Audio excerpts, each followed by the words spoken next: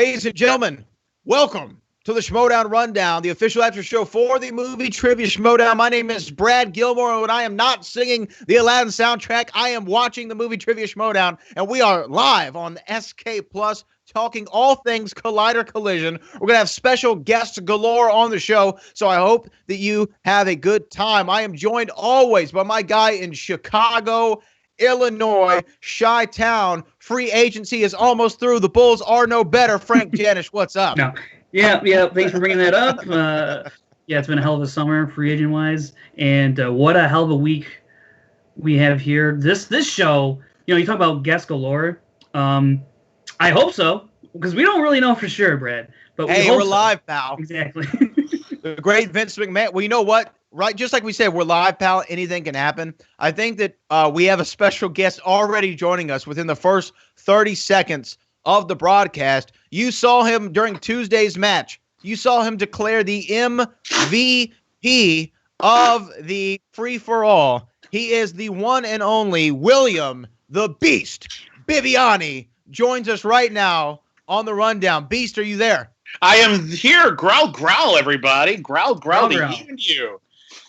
How goes it, Beast? How goes it? I know this has been a big week for you. A lot of stuff going on.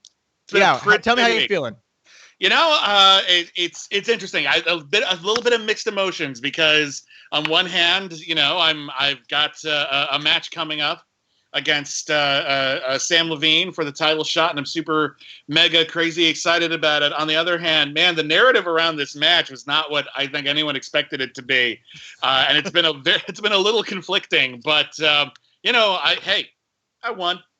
I did pretty good. Did. You definitely did, man. Yeah, congratulations on that. We're actually going to be hearing from your opponent, Jeff Snyder, here in just a little while on the rundown, and he's going to address all the controversy. But, Beast, before we break down your match, there's a few things that we need to get to, and I want you to weigh in on it. First, I think that we'd be remiss if we didn't start the show out, Frank, by sending our well wishes to the Collider family's own John Schnepp. I know he's in the hospital right now, recovering and fighting through something. I'm not exactly sure of the details, but I just want everyone out there to know that we're wishing John Schnepp the best in everything. We hope everything works out. Right, Frank? Yeah, I heard the news, saw the news on Twitter, and just hoping for all the best for John Schnepp, all his loved ones, everyone that appreciates and loves John Schnepp, including here at the Rundown. We're really pulling for you, buddy. Yeah, I mean, Beast, do you want to say a couple things before we move on? Yeah, Schnepp, or if anyone who's even closer to Schnepp than I am is listening, you're all we can think about right now. I just came from the Collider office, and the show has to go on, but every spare moment, everyone was just checking Twitter, seeing what wondering what we can do.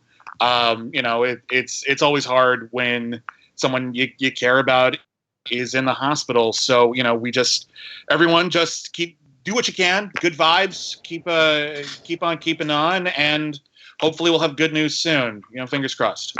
Absolutely. So we're with you. We're with you, John Schnepp. All of us are rooting for you. Frank, there's a few things that happen also with the Patreon. Now, the Patreon is the lifeblood for the Movie Trivia Schmoedown. It helps keep the Movie Trivia Schmoedown growing, getting bigger and bigger and better. Frank, what are some of the things that has happened with the Patreon as of late? Yeah, there's a couple announcements through the Patreon that Christian released in regards to if we get to 2,000 patrons, then we're going to have another 30 for 30 parody. And that's, if you remember the JTE one, that one was fantastic. It was hilarious. That one came out in 2016, right around the singles tournament time, I believe. And then, but we get to 2,000 patrons, that will definitely be something that's happening. And also, if you're part of the Patreon, they're going to provide 4 to 5 topics that the patrons will get to vote on. So if you're a Patreon member for the Schmoedown, you're going to have an opportunity to choose from a handful of topics, and then that will be the next 30 for 30. But that only happens if we can get to 2,000 patrons. Brad, I'm really looking forward to another 30 for 30. I know a lot of fans have been looking forward to another one. There's talks of that the next one was going to be about Roka, the rise and fall from Bespin to Respin or whatever it was. Someone came up with a clever title. I can't remember off the top of my head. But John Roka was was going to be rumored to be the next topic. I would imagine he'd be in this handful of topics. But Brad, when you hear this kind of news, does it get you excited? No, I love the everything they do with the Patreon. I love how they're trying to make it different and unique and incentivize people to support monetarily the Movie Trivia Schmoedown. And I think the 30 for 30 is a great idea. But, we can definitely say that there could be a 30 for 30 Beast sometimes, maybe about your performance in the third round, right? Yes. Yes. Shut up. I guys are mean. I'm nice leaving. No, you're the winner this time around, so we get to throw a couple of jabs here. No, it's fine. I've heard a lot of jokes about my performance in the third round, and when they're funny, I don't mind. Sure. Like they're a good joke, I'm like, you know what, you got it. You got to take it, right? Well, I can't deny it, right? I've had bad luck. Call it what you will. Mm-hmm. And if they ever did a parody thing about it, that would be fair too.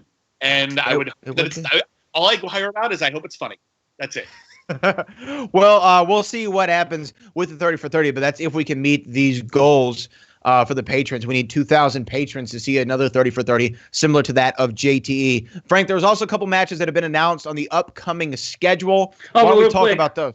Well, real quick, another Patreon announcement was the announcement that there was going to be exclusive Patreon exhibition matches. So that's basically you're going to get themed matches. That's going to start at a $10 tier level on the Patreon, exclusive to patrons only. So that means you can get just an all horror themed match, which I'm sure Bibbs would be very, very much interested in. You have an all Jurassic Park themed match, just nothing but Jurassic Park questions. So you're going to start to get these types of matches if you're part of the $10 tier level in the Patreon, and these will be provided once a month, and they're going to try and start one this month, I believe. And so if you're not at the $10 level, you're just a regular patron, after 2 weeks of that initial release, it will be available to all patrons. So no matter what, if you're a patron for the Schmoedown, you're going to see this exhibition match. Some of you at the $10 level will see it 2 weeks ahead of time. The rest will have to wait. But nonetheless, I think this is a great new option that they're throwing into the Patreon. It doesn't have any bearing on storylines or league play or anything like that, rankings. This is all purely just for fun. Again, just exhibition matches. This will not be a number one contender match like Wolves of Steel and World's Finest. That's coming up. This will be monthly, and I think, again, it's another great tier that they're providing. And then a couple last notes here with the Patreon. Tom Dagnino, the commissioner clause there for him at 2,100 patrons has expired. Kalinowski has exposed that inside of the contract that Thad signed. It is no longer valid. I'm not quite sure what that means. I did ask Christian for a clarification, and it wasn't quite clear, but something's going on there. But guess what? We're not going to get that. We're not going to get Dagnino as commissioner at 2,100 patrons. And then one other last note for patrons. They're working on an option to stream the live event that's happening September 8th. It's not a guaranteed thing yet. They're working on it. But if they do it, it will be at the $10 tier as well. So you're going to get a lot of $10, the exhibition matches, the monthly Patreon matches. Then you get the live event stream. So $10 is looking pretty good if you're a part of the Patreon. I'd like to say something. It's incredible. Go ahead, Ben. I'd like to say, as a player and somebody who's talked to a lot of players, I think every player that I know and I've talked to is super excited about the exhibition matches. Because it's a stress-free Schmoedown, isn't it? It's not even that it's stress-free. Yeah. It's that right now the only really focused game that anyone plays is Star Wars. Even Inner Geekdom is still the whole of geekdom. So there's a lot of us who are really confident in like one category. Like Rachel is amazing at the Oscars, and I love my horror, and Bateman loves Oscars and release dates. Release dates here. And it sounds like a really fun way for us to really test our strengths, just the people who really know this material in just a no holds barred collision. I've been wanting something like this for a really long time, and I am thrilled that we're going to finally start doing it. Chris Clark, I'll throw it to you real quick. Exhibition matches. How do you feel about them? I feel excited. I want to actually see that James Bond exhibition match between between Burnett and Kalinowski and any other big James Bond buffs like Andrei. It would be fantastic. And of course, our host here, Mr. Brad Gilmore, would be amazing. I'd would be fantastic. have to come up there, man. Yeah, I'd have to come up. And Janisch, I think we found a home for you and I's Back to the Future match. I think we need to talk to Christian. Hey. We need to talk to Christian about it. Y'all out there, I know y'all want to see it, and maybe we could do it as an exhibition match. I'm all game for it. I will fly to Los Angeles tomorrow if we can do that. But really cool stuff. But Frank, a couple more things real quick in the news. The upcoming schedule. Real quick, go through the upcoming schedule. All right, so after today, going Levine has an announcement. There's going to be a post-collision special, and that's going to include an announcement from Sam Levine. We're not sure what that is, but tune in Tuesday to find out what that is. And then going forward, starting on Friday, it's going to be the rest of round 2 matches, starting with Kalinowski versus Donica. And then on the 24th, that's a Tuesday, it's going to be Emma Fyfe versus Mara Knopik. And then that following Friday will be Adam Klavick and Keaton Markey to end the round 2 matches in the Inner Geekdom. And then, of course, the date hasn't been set yet specifically for when the Shire Wolves World's Finest will air on Patreon, but it will be before the end of this month, because that is the Patreon match for this month. And that's so far all we know schedule-wise. Okay, I like it. A lot of cool matches coming up. And you know what? We might as well get to it right now. We have him on here. We might as well talk to the Beast himself about his match that went down Tuesday with the Snyder, Jeff Snyder.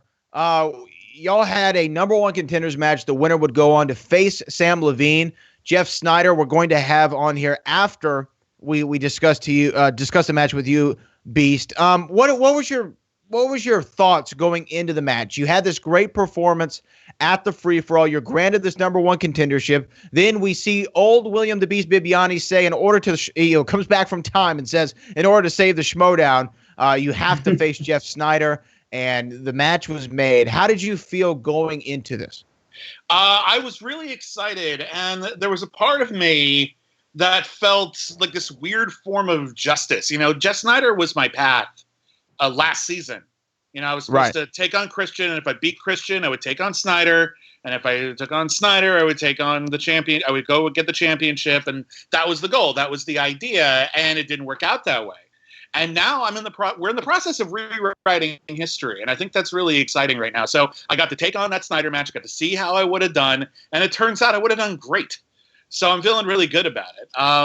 But initially though, it was exciting because it's something I've been wanting to do for a while, but it was also kind of nerve-wracking, and I'm not going to lie, I was genuinely nervous on the drive over to the Collider Studios because I knew that if I lose, which is very plausible, Jeff Snyder is not a poor player. He's a champion. He's a champion many times over. I mean, he's a Hall of Famer, really, when you think about his career with the Patriots. If there was a Hall of Fame, he would definitely be in it. And with good cause. I'm not gonna take that away from him for one single second. I thought I could beat him, otherwise I wouldn't have bothered. But it was a lot to tackle, and let's be honest here, my record hasn't been great, and I was really nervous that this is my shot. If I lose this shot, my record is now so bad that I might not get into the singles tournament. I probably wouldn't. And then that would be it for me for singles probably for the rest of the year. And that would suck. Like, I love the Schmoedown. I love playing this game. This game means a lot to me. So, I mean, even losing, I don't care. I'm playing. So there was a lot on the line here. Like, normally when you have like a poor record, you work your way up through some less dominant opponents. This was just jumping right to the front of the line, taking on one of the toughest guys in the league. So I was really nervous, and I actually had to take myself backstage and calm myself down, which for me means sucking down at 5 cups of coffee. We can More talk caffeine. We can talk about how that affected my performance, by the way, because that actually did screw me up at one point. But we'll talk about that in a bit. We'll get to it. I want to throw it to Frank Janisch real quick. Frank, you're the numbers guy. You've seen both of these players play numerous amounts of times. You've collected the data. You've studied. You've searched. You've done everything you can to find out everything about these guys and how they play and where they excel and where they're not so great. Coming into this match, who did you think, Frank, was the was the favorite in your mind as far as the numbers go? As far as numbers wise, the edge goes to Bibbiani. He has a higher lifetime average than Snyder, despite what the records say. With Snyder and Bibbiani. Bibbiani, you were entering here with 77% correct. Snyder was at 72. So there's a bit of a slight edge to you in that regard. But when you really look at it, it's really a very even match because we know Bibbiani is so good through the first 2 rounds, especially that first round. It's averaging about 7 points a first round. And Jeff, he's about 5 or 6. So, and that's what we got here in this match. So it was very much par for the course in terms of the first round. Second round, yes, Bibbs has also had a pretty good run in the second round, aside from Festival Darlings. But Snyder, he's usually pretty good as well. And so I thought it was going to be a tight match all the way throughout. But obviously, that's not the way this one went. So there's nothing stat-wise that could have predicted in any shape or form the way this match would go. And I'm sure Beast, and we definitely want to get your opinion on it when we get there. I already see people in the live chat here on SK Plus describing Tuesday's match and making some inferences probably to Jeff Snyder's performance. But let's talk about round number 1. Round number 1 ended William the Beast Bibbiani ahead of Jeff Snyder 7-5. Beast, walk me through that round 1. What was going through your mind? 7 points, very good out of a possible 8. Almost got that perfect round. What was going through the Beast's head? Mostly, I was just bummed that I missed the Roadhouse one. Like, I knew that one, and for some reason, I couldn't pull it. I think maybe it was, like, a little too specific for the first question. Like, I felt like I didn't have a warm-up, so I had to pull something rather, and I haven't seen Roadhouse in a bit.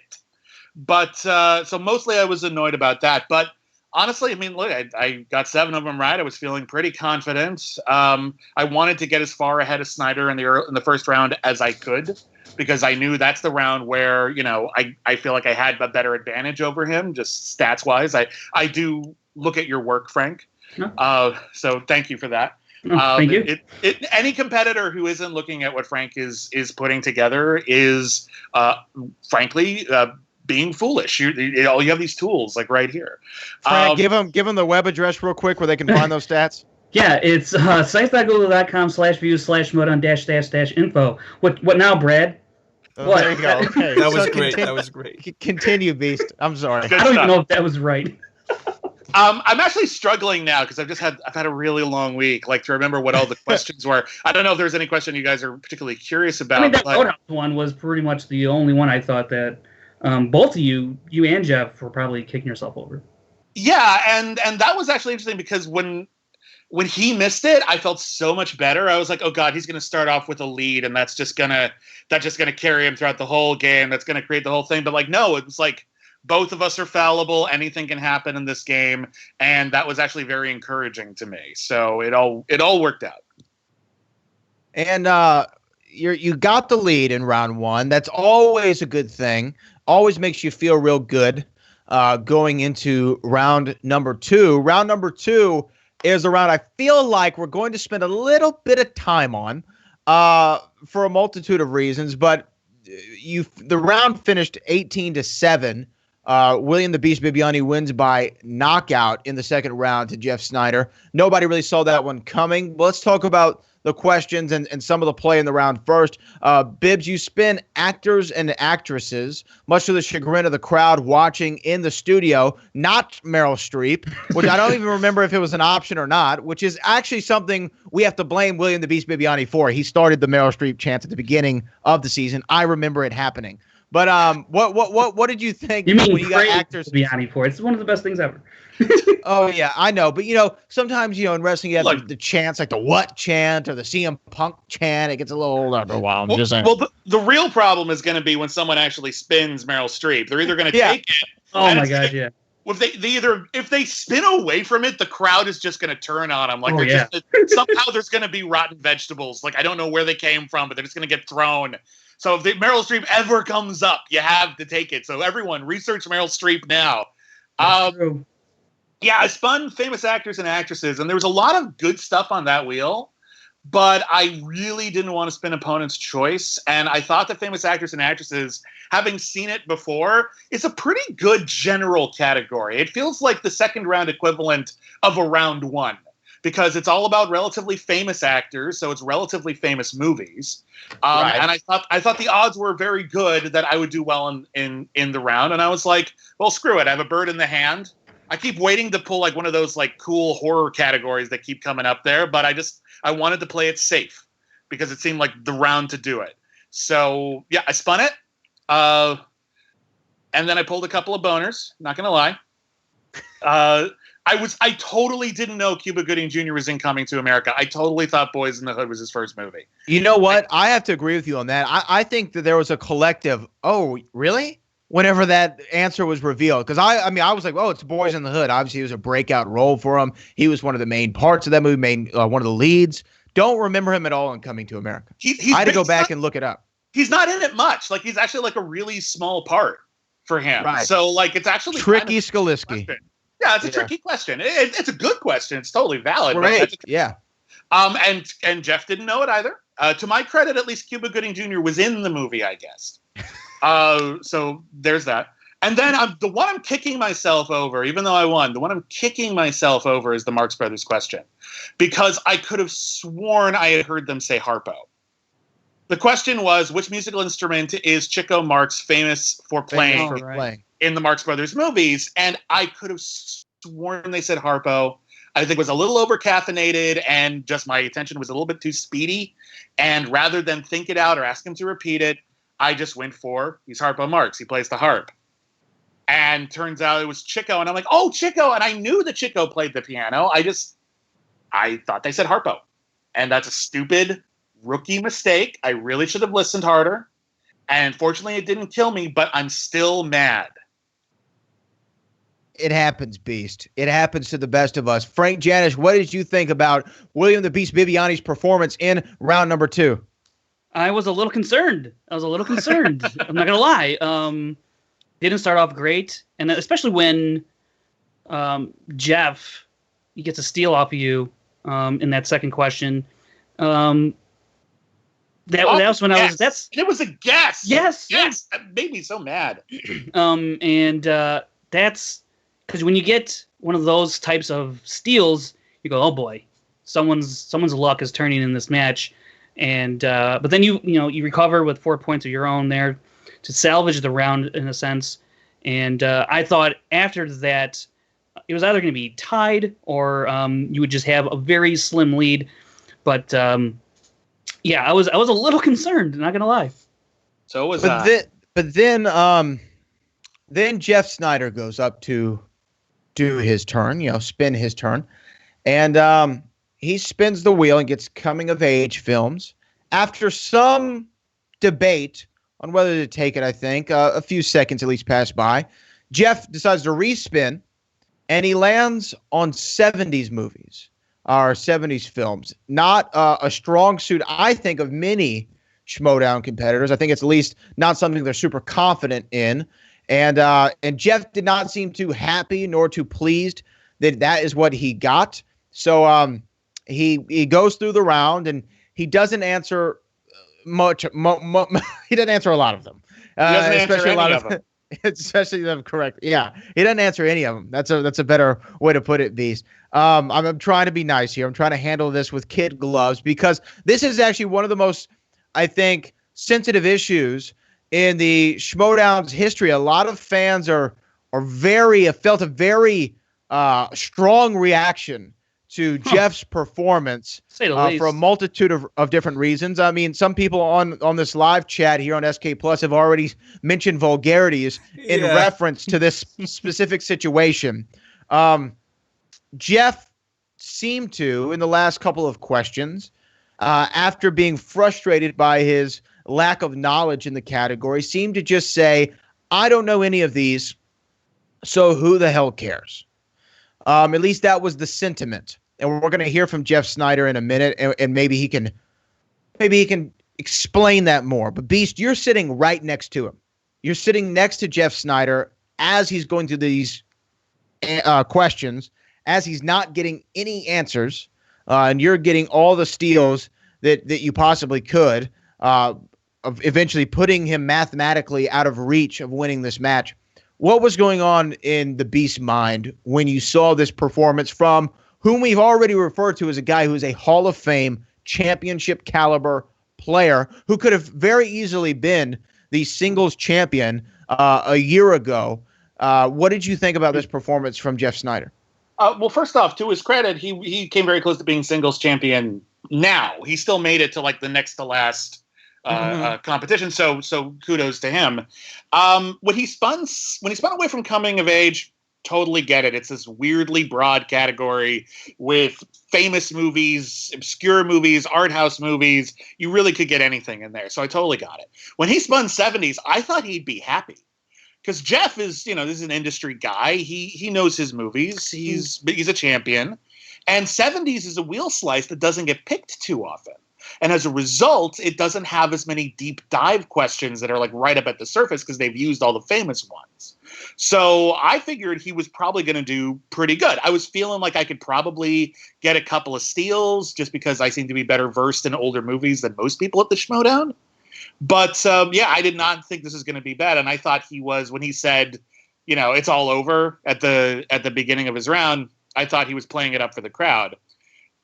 He goes to multiple choice for the Smokey and the Bandit question, which, in all fairness, I would have gone to multiple choice as well because I was not thinking of Jerry Reed at all. And then once they said Jerry Reed, I'm like, oh, yeah. Okay, fair enough. Young Frankenstein baffled me. I was just like, how do you not know Young Frankenstein? And I guess he's not that big a fan. That's all there is to it. His guess was valid. Madeline Kahn is in that movie. Is in the film, right? And she's great in it, and she steals a lot of scenes. So I totally get it. And I think at this point, he's already missed his first round 2 question. I think he's swinging for the fences, and he really needs to put some points on the board if he wants to be competitive in round 3. I know I don't have the greatest history in round 3, but when you have like a huge lead, it's really hard to come back from it. Or it's really hard to surmount it. So he guessed wrong. Okay. And then Jaws came in, and his guess for Jaws was not bad either. It was shot at Martha's Vineyard. He did not remember it was from Amity. The fictional town was Amity. He did not remember that. He should have. It's a great movie. It's a famous movie. The town's name is talked about a lot. The mayor has a speech about it. But it was not a stupid guess. It was just a wrong guess. And it gave me opportunities to win 2 more points. And then I think the last one was when he was just like, I've been bested. Adrien Brody. Right. Adrien Brody was such a weird, like, at least I would have gone for at least someone who was like making movies at the time. Because who knows? Maybe you'll pull James Caan. It's possible. Right. Like I've seen weirder guesses end up being right in the Schmoedown. So just pick an actor from the 70s. What are you gonna do? It happened so fast, though, because he didn't go to multiple choice. He didn't ask for any repeats. Or he asked for multiple choice once, but you know what I mean? Like, it was such a speedy thing that I didn't even really process it was going to be a knockout until it was my turn to answer the James Caan question. I'm like, oh, snap, this is over. Yeah. Wow. I saw the bewildered look on your face, like, what is going on? James Caan? Total confusion. Yeah. I was amazed he didn't know it. Like, these are just movies that I think everyone knows, and apparently I'm wrong. It always kind of baffles me that a lot of people, even people at the Schmoedown, like aren't like super interested in movies that came out before they were born. That's always the line. These movies came out before I was born, and I'm like, yeah, and like you should see them. They're great. Like you're in a movie trivia competition, for God's sake. Like you should see the movies. We all miss questions, but like I never buy that as an excuse. For me, that's always you should have seen it. Fair enough. Didn't pay off. What are you gonna do? So it was a weird round, man. It's just weird. But do you agree with the sentiment of a lot of the fans? I mean, people have went as far as calling this performance a black eye on the league, which I think is a little bit using hyperbole there. I don't think that it's a black eye on the league. And we're about to hear from Jeff Snyder, and I know our own Frank Janisch has an exclusive with Jeff Snyder about this entire match and about the Iron Man match as well. But what did you think, Beast? Do you understand the vitriol from maybe the vocal minority here in the Movie Trivia Schmoedown about Jeff's performance? I was a little surprised, to be perfectly honest. That's really not how I expected a lot of people to take the match. And I was talking this over with my wife, Michelle, who has shout out to Michelle. Yeah, she's awesome, and she has more of a sporting background than I do. She watches more sports. She's been more engaged with it, and she understands the mentality a little bit better than I do, because I haven't, I played water polo in high school, and I played soccer in elementary school, and then that's it for me. I don't have I don't even really know the fandom very well. And so for me, as someone who's a more, sort of a chess player than anything else, it's not considered shameful to know when you're beaten and just lay down your king. That's considered just okay, I'm clearly playing an opponent who has completely bested me. I'm not going to bother losing my last 3 pawns because that's all I have. This match is over. Fair enough. Well done. That's how I interpreted it. And Jeff, he's a heel, so he played it with that tone. And so that's where I came from. So when everyone was just God, you should have at least tried, I was like, well, oh shit, maybe he should have, I guess. I mean, if he had taken it to multiple choice and guessed right, or it could have, he could have come back from behind, but the odds would have been kind of astronomical. Frank, I was talking to you about this earlier this week. I don't think anyone's ever come back from behind from more than a 6-point deficit. Right, I think it's 5, isn't it? Is it 5 points? It's 6 points, yeah. It's never happened before. It's only happened, Kuga did it against Dagnino, and that was in the Collider era, and there's another one in the BuzzFeed era that happened with the weird betting system. But really the only true 6-point comeback was when Makuga took on Dagnino, and we remember all that how that match went down. That was a pretty crazy match. Yeah, that was insane. And the odds were, listen, Jeff is a good player. You can say what you will about this match. I think he knew what the odds were of him coming back, and I think he just laid down his king. And apparently that's not cool in sporting circles. I didn't know that. So this is actually coming at me from a weird place. I didn't know this. I don't really agree that it's a strange thing in sporting circles. At least, look, the World Cup has been on, right?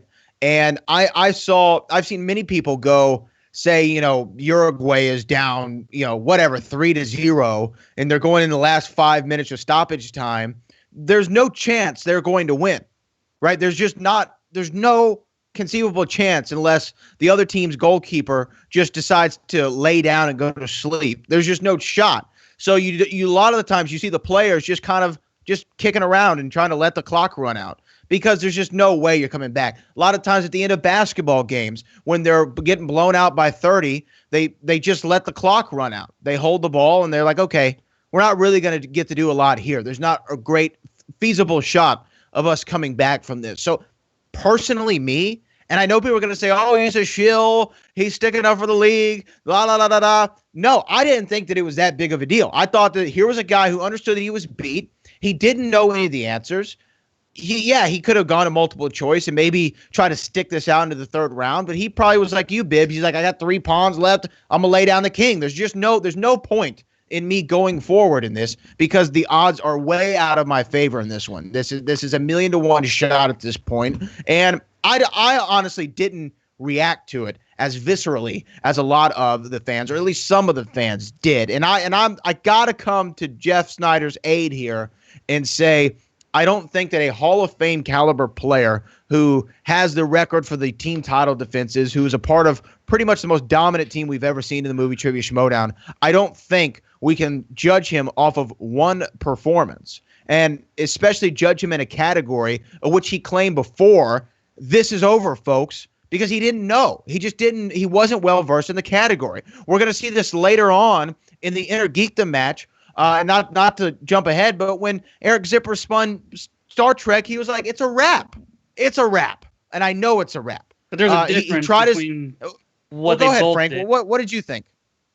I'm torn between both being I understand once we get through the interview with Jeff, I understand where he's coming from.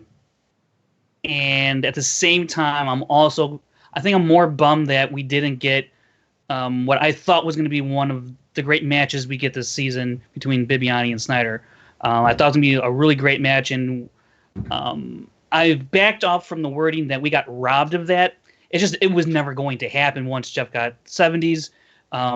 Whether he went to multiple choice every single time or not, still doesn't necessarily guarantee he would have got the correct answer. Sure, does it push off the fact that he would have been knocked out? Yeah, but at the same time, you bring up the point, Brad. We're pretty much just dribbling out the time after that. It's like you already know how this is going to end.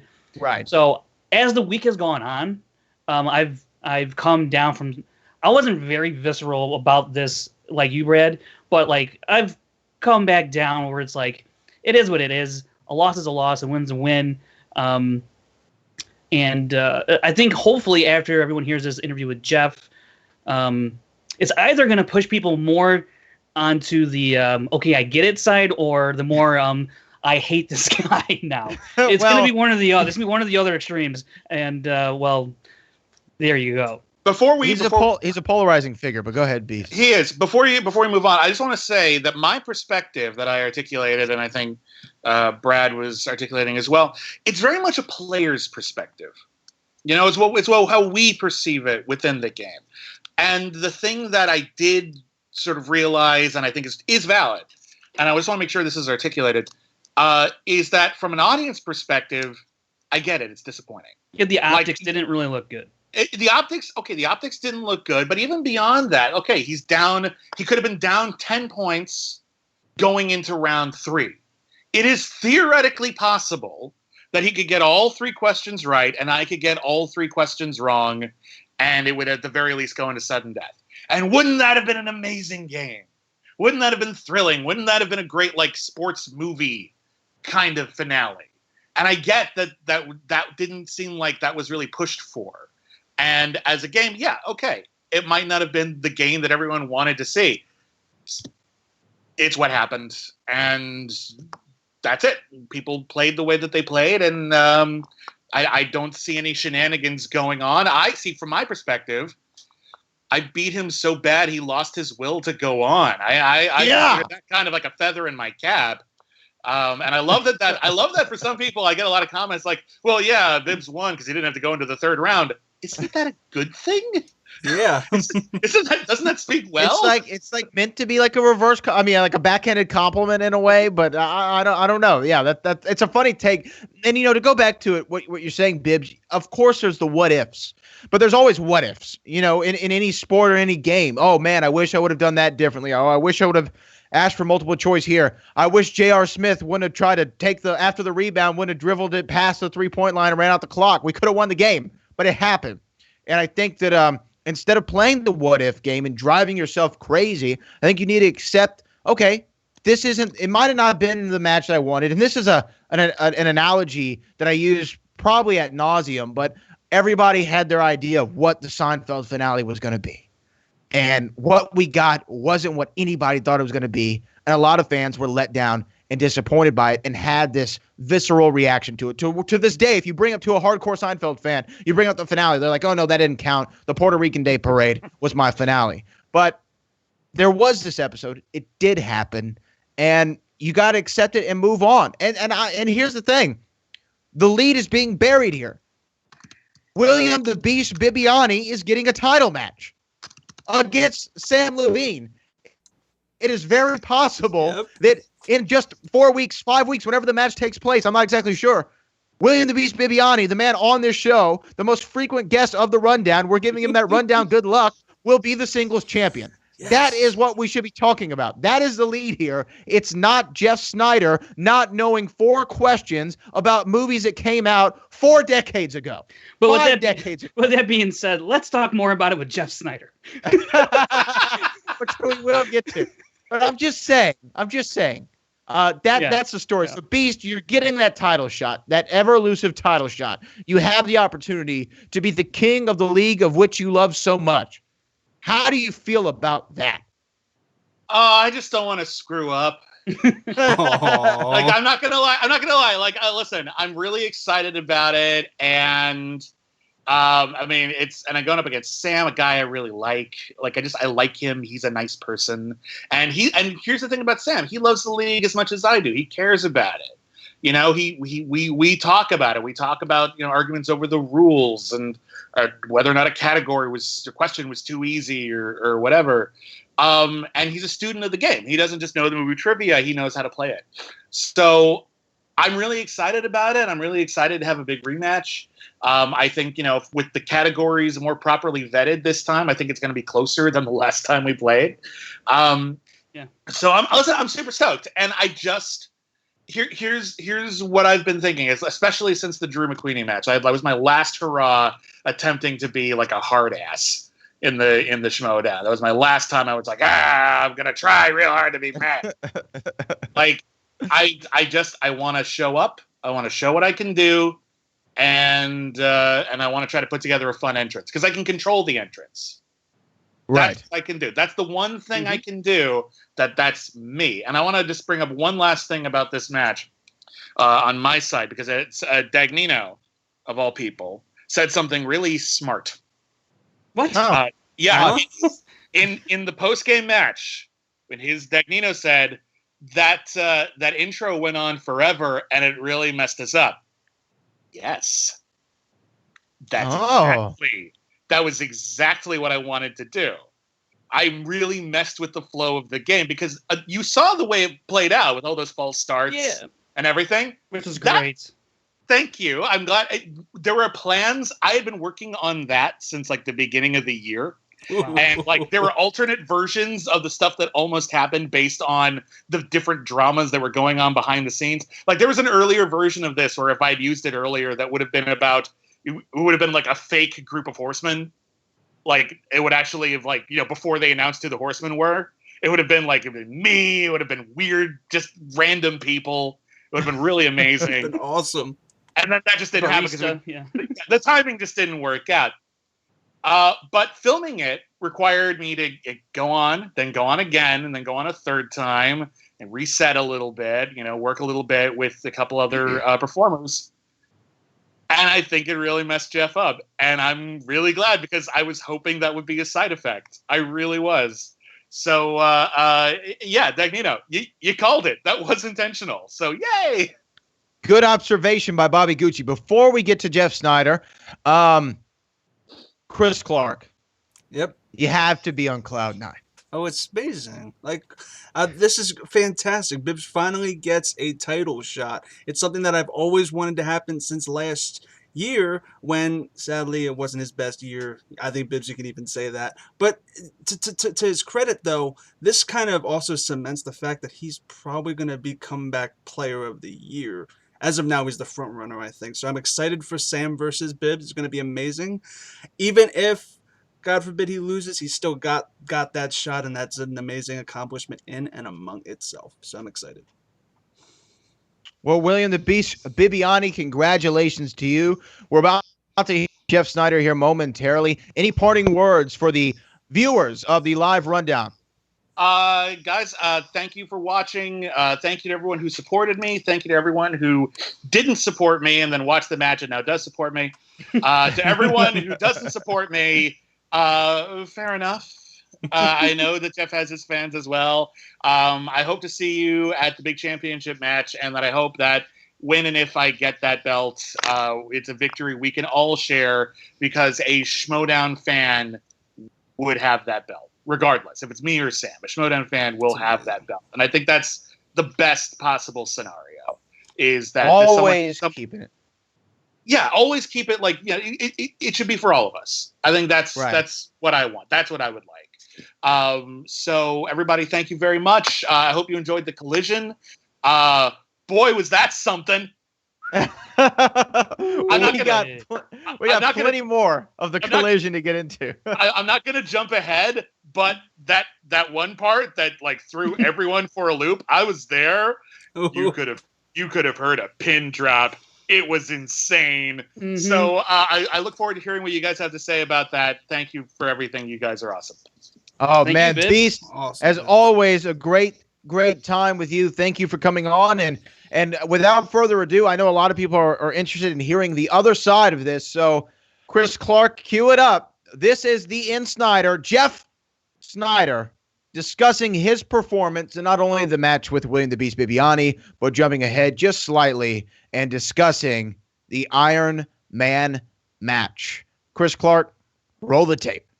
All right, boys, let's do it. Let's get this over with. Yeah. All right, we have Jeff Snyder here. And, Jeff, you've had quite a week. You got the Bibbs match, you have your Iron Man match, and everything going on with the Lion's Den. But first, before we get into any of the later stuff with Collision, let's briefly talk about your Bibbs match, because this seemed to ruffle a few feathers in the Schmoedown fan community about the way you played the match. But before we get actually into that, I was wondering, how did you feel about essentially playing another number one contenders match? You had already beaten Roca. It feels like the shot was yours already to face Levine, but now Bibbs throws his hat in the ring. He cashes in his MVP award from Free For All, and now you got to face him. How did that sit with you? I mean, it was frustrating. I was really looking forward to a rematch with Sam Levine, which I felt I had earned. Mm-hmm. And yeah, I also feel like Bibbs just really didn't beat anybody that impressive. I guess Ethan Irwin was quite good at the Free For All, but it's just so many top competitors were out. It's like, you know, he gets a free pass for that because everybody's traveling that weekend. I don't know. It was kind of bogus. Sure, and I think that's understandable. The gripe you might have that you did earn. I mean, you beat Roka, who's no slouch, and that should have been good enough. But with that aside, you have to face Bibbs now. What were your thoughts going into the match? Did you have any sort of strategy? Do you ever have a strategy when you go up against someone? I mean, the strategy depends on how the game is going, and this game didn't go so well for me, which is why strategy changed on the fly. I think, you know, I knew that Bibbs was a formidable contender. He attends a lot of the matches. He plays like by himself with a pen and a pad of paper. So he's well versed. Honestly, I hate to say this, I haven't been keeping up with the Schmoedown. I just haven't watched it. Been watching it as much as a fan since I started working at Collider, and so I guess I was a little rusty. That's kind of ironic. You start working at Collider, who runs the Schmoedown, and then it gets a little bit less in your life. You know, it's a special thing. It was a special thing to come up here on Fridays for the Schmoedown when I was competing, you know, whether I was working at Tracking Board or Mashable or whatever. And I guess just being here in the office every day, it just feels like another show sometimes. And I think that showed in this match. And I think, you know, I need to step it up in terms of my preparation.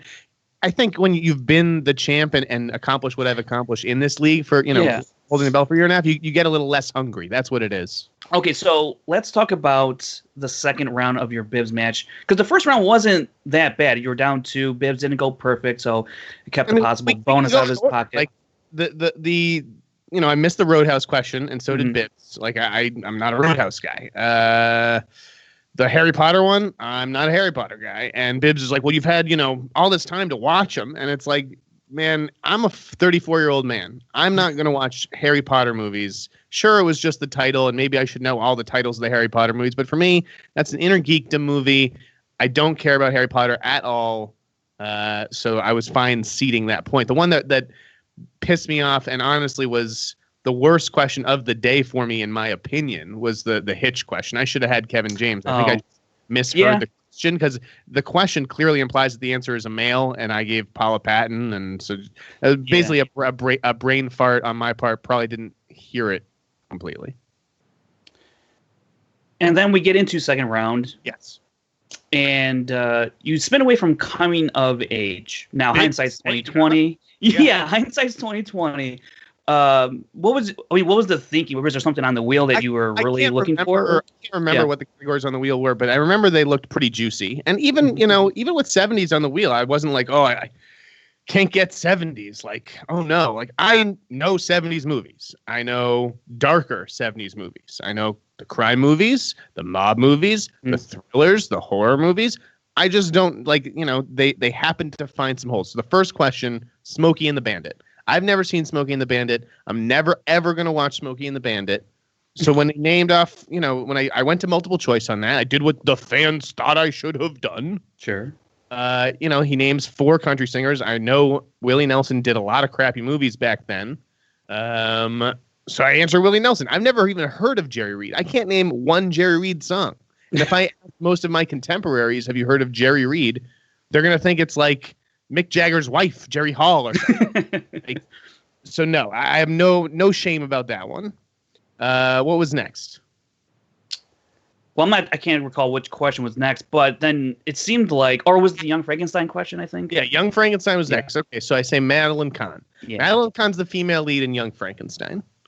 So not a completely wild guess. I don't like Mel Brooks movies. I think Spaceballs is probably my favorite one. I don't love Blazing Saddles or Young Frankenstein or A History of the World or any of that stuff. That's just not my time for comedy. Like I grew up on Jim Carrey, Mike Myers, right, Adam Sandler, those guys. And then, yeah, I like the 80s movies with Bill Murray and that whole pack. But the 70s comedies, that humor is not really for me. So even if I had gone to multiple choice, Frank, Madeline Kahn probably would have been one of the things, right? And I probably still would have gotten it wrong. Because you would have picked Madeline Kahn, is what you're saying. Probably, yeah. Okay. And then at that point, is that when you decided to flip the switch and say, you know what? Doesn't look like it's going to pan out for me. Why delay the inevitable? I mean, I was still ready to play. Mm-hmm. You know, like if I had known the correct answers, I would have given the correct answers. Like, you know, if the third question was who starred in Dog Day Afternoon, I'll say Al Pacino.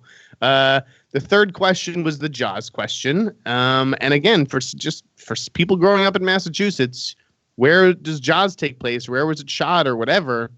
You just think Martha's Vineyard. So maybe I didn't think about the question very well and just kind of blurted out Martha's Vineyard or had become resigned to my fate at that point.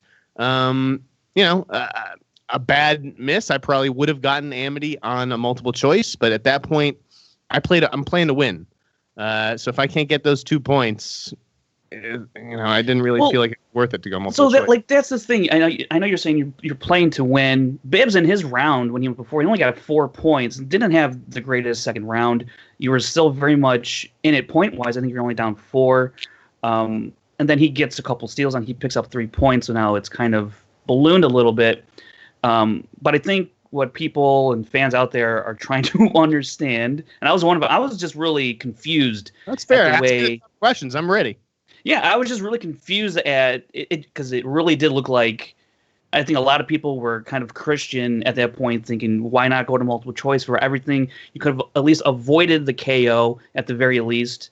But it seems like you went somewhat of a kamikaze style into this and said, I'm going to go for it. And if it doesn't work out, then who cares? But what are we ultimately talking about? We're talking about 3 questions, right? I guess when it comes down to it, sure.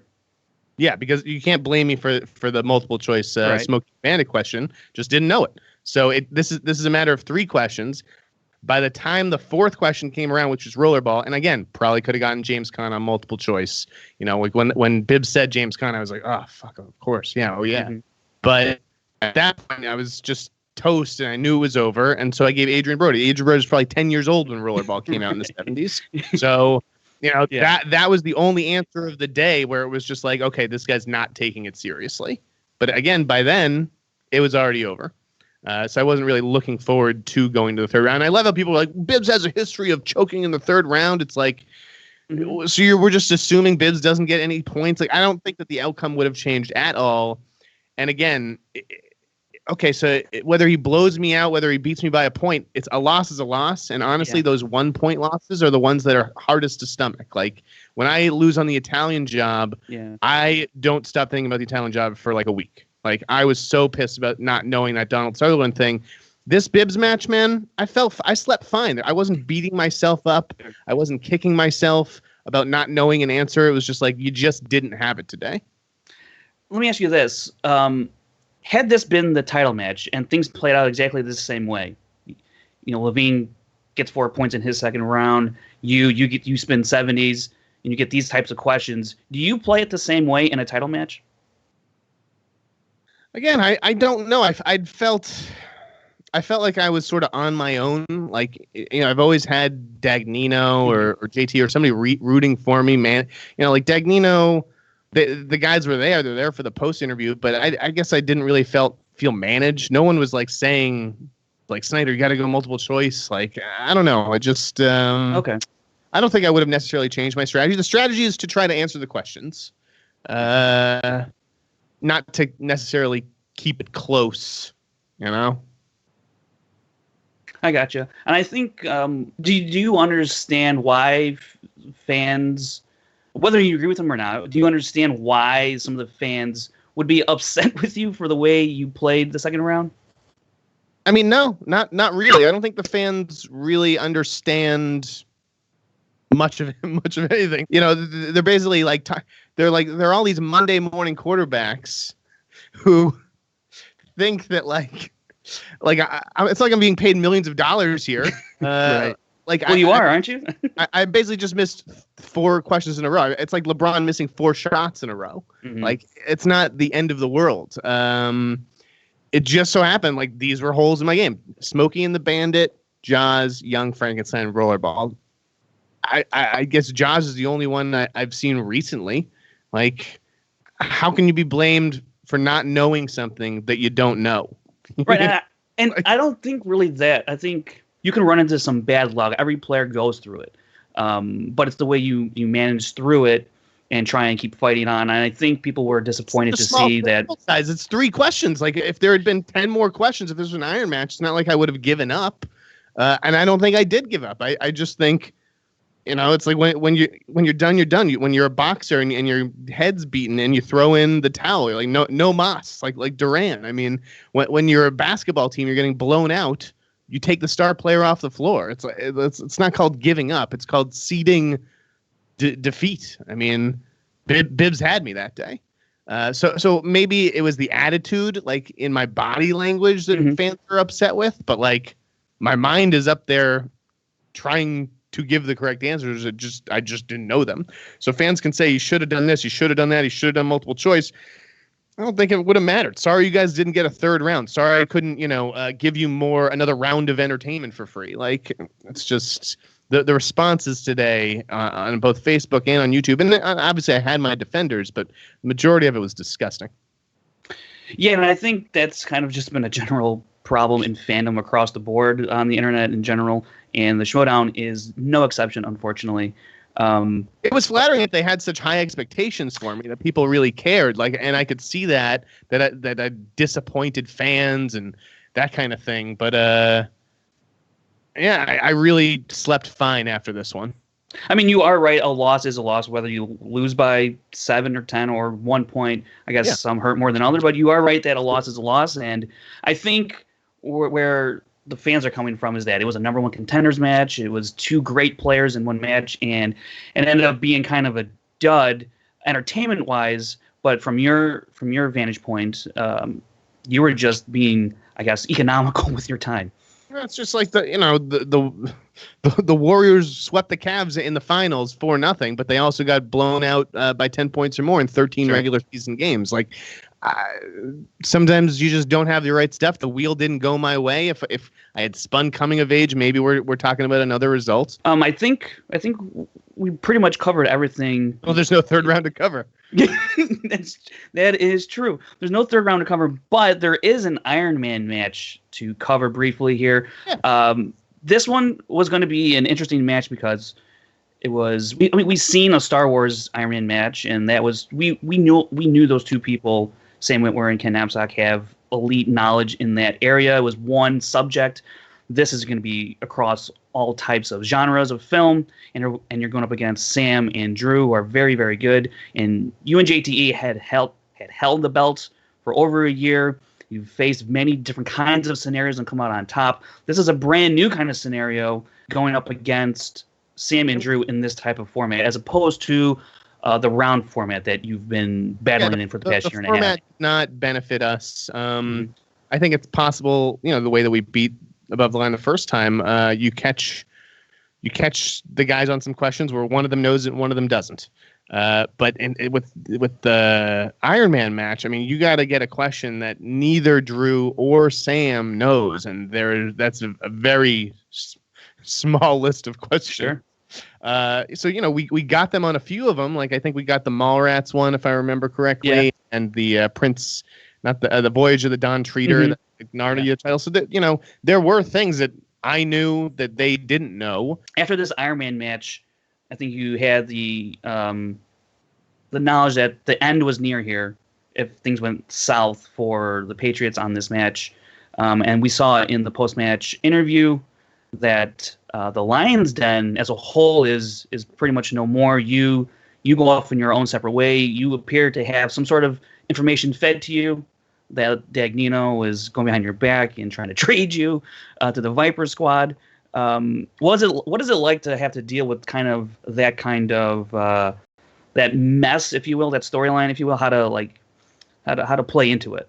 This is like a question for Christian, because I can't even keep the storyline straight. I have no idea what's happening, where I'm going, and that's the thing. It's like I'm not an actor. That is not a strength. And the idea that I would ever go to the Viper, I don't even know what the fucking Viper Squad is. Like, who is on the Viper Squad? I know the Machine's on it. I don't think I can name anybody else. Stacey Howard is in there, so okay. Jay manages, and if you were interested in knowing, I just those couple names. Thank you, but I was never getting traded. I have a no trade clause. Exactly, a trade in my contract. Yeah. So where do we go from here? I have no idea. I mean, we got the singles and teams competitions coming up, or tournaments. I don't know if I'll be in the singles tournament or if my performance in the Bibbiani match bounced me out. I couldn't blame Christian or Thad if that's the direction that they wanted to go. Teams, I think you're going to see some exciting stuff, some exciting announcements on the horizon. Right. So I'm looking forward to that. Because that was kind of like my next question here. With after all of this, you talk about how you lost the belt and the drive is kind of not the same. After all of this, now you're kind of being reset, if you will, with the Lions Den being dismantled. You've lost the belts. You're kind of almost starting at zero again. Schmoedown right. Is that somewhat refreshing, or is it just saying, hey, let's see what happens here? I don't know. I think I just need to refine my passion for the Schmoedown. Like I said, I used to come up here and be super pumped to come into the Collider office and be a part of it. And now I'm just like here every Friday for every Schmoedown. So it's just that feeling is a little bit different. So I think I'm just a little burnt out. Maybe I'll take a break. And I think that when I come back, you guys will, see me bring my A game again. The reaction these past couple days to the Bibbiani match has been disheartening, and it has made me not want to participate in the Schmoedown. I think a lot of fans are, again, it's a great community that we've built here, but a lot of fans are just either ungrateful or downright rude. I mean, there's talk about, you should have seen the things that some of these fans post. Yeah, I know people talking about, you should be kicked out or it is pretty ridiculous. You're not wrong about that. I get it every day on Collider Movie Talk too. It's like people are afraid of new opinions apparently. So I'm just getting burnt out a little bit on the whole YouTube comments thing, and so maybe I just need a break from competing. But again, Bibbs is a great competitor. You got to hand it to him. He won fair and square. I don't think I was a sore loser at all. I congratulate him after, shook his hand. Sure. I really don't think I gave up on the match. He just caught me on an off day. Yeah, and I think fans out there kind of are going to have to wrap their heads around that, because I think they're so used to seeing players like Roca out there who they're going to fight for every point, this and that and the other. And then they see something that, quite frankly, we have never really seen in the Schmoedown, where from our computer screens, it looks like you just checked out, and it kind of boggles the mind because this has been going on a few years. We're still seeing new things apparently all these years later in the Schmoedown, and I think it just caught a lot of people off guard and stunned a lot of people. I mean, I was one of these people who were stunned. What does checked out mean? Like I went 0 for 4. That's all it was. I just didn't know 4 answers. Well, it appeared to me that you just plainly quit, and that's what it looks like. That's what it looks like. What does quitting mean? When you say Adrien Brody, I mean, that one really, I think, stuck in a lot of people's minds that he's just throwing out wild answers now. Okay, so I think that colors the rest of the round, I think. Well, then you let it color the round. To me, the round has been played. I don't know how things get how you color that. That's the only answer that I gave that was nonsense. Even if I had gone to multiple choice there and I had gotten it correct, right? I think I would have been down 8 points. Do you want to go into round 3 down 8 points to Bibbiani? I doubt anybody does. So what's the point of doing it? Like, I just fans. I don't think if they really understand what is going through the competitors' heads in the moment. Like, everyone, they have time to react to these things. They have the benefit of hindsight. Mm-hmm. When you're in the moment and have to make a decision, it's like, I don't know. They're a bunch of jokers online.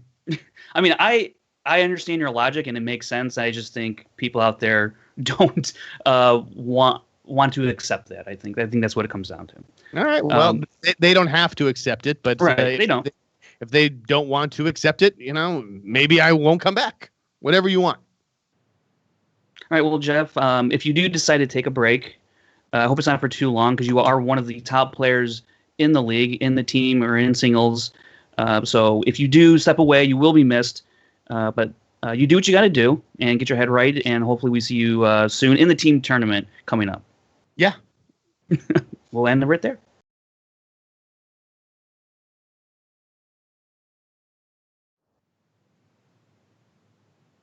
And we're back here live for the Schmoedown Rundown, the aftermath of Collider Collision. You just heard from the insider Jeff Snyder.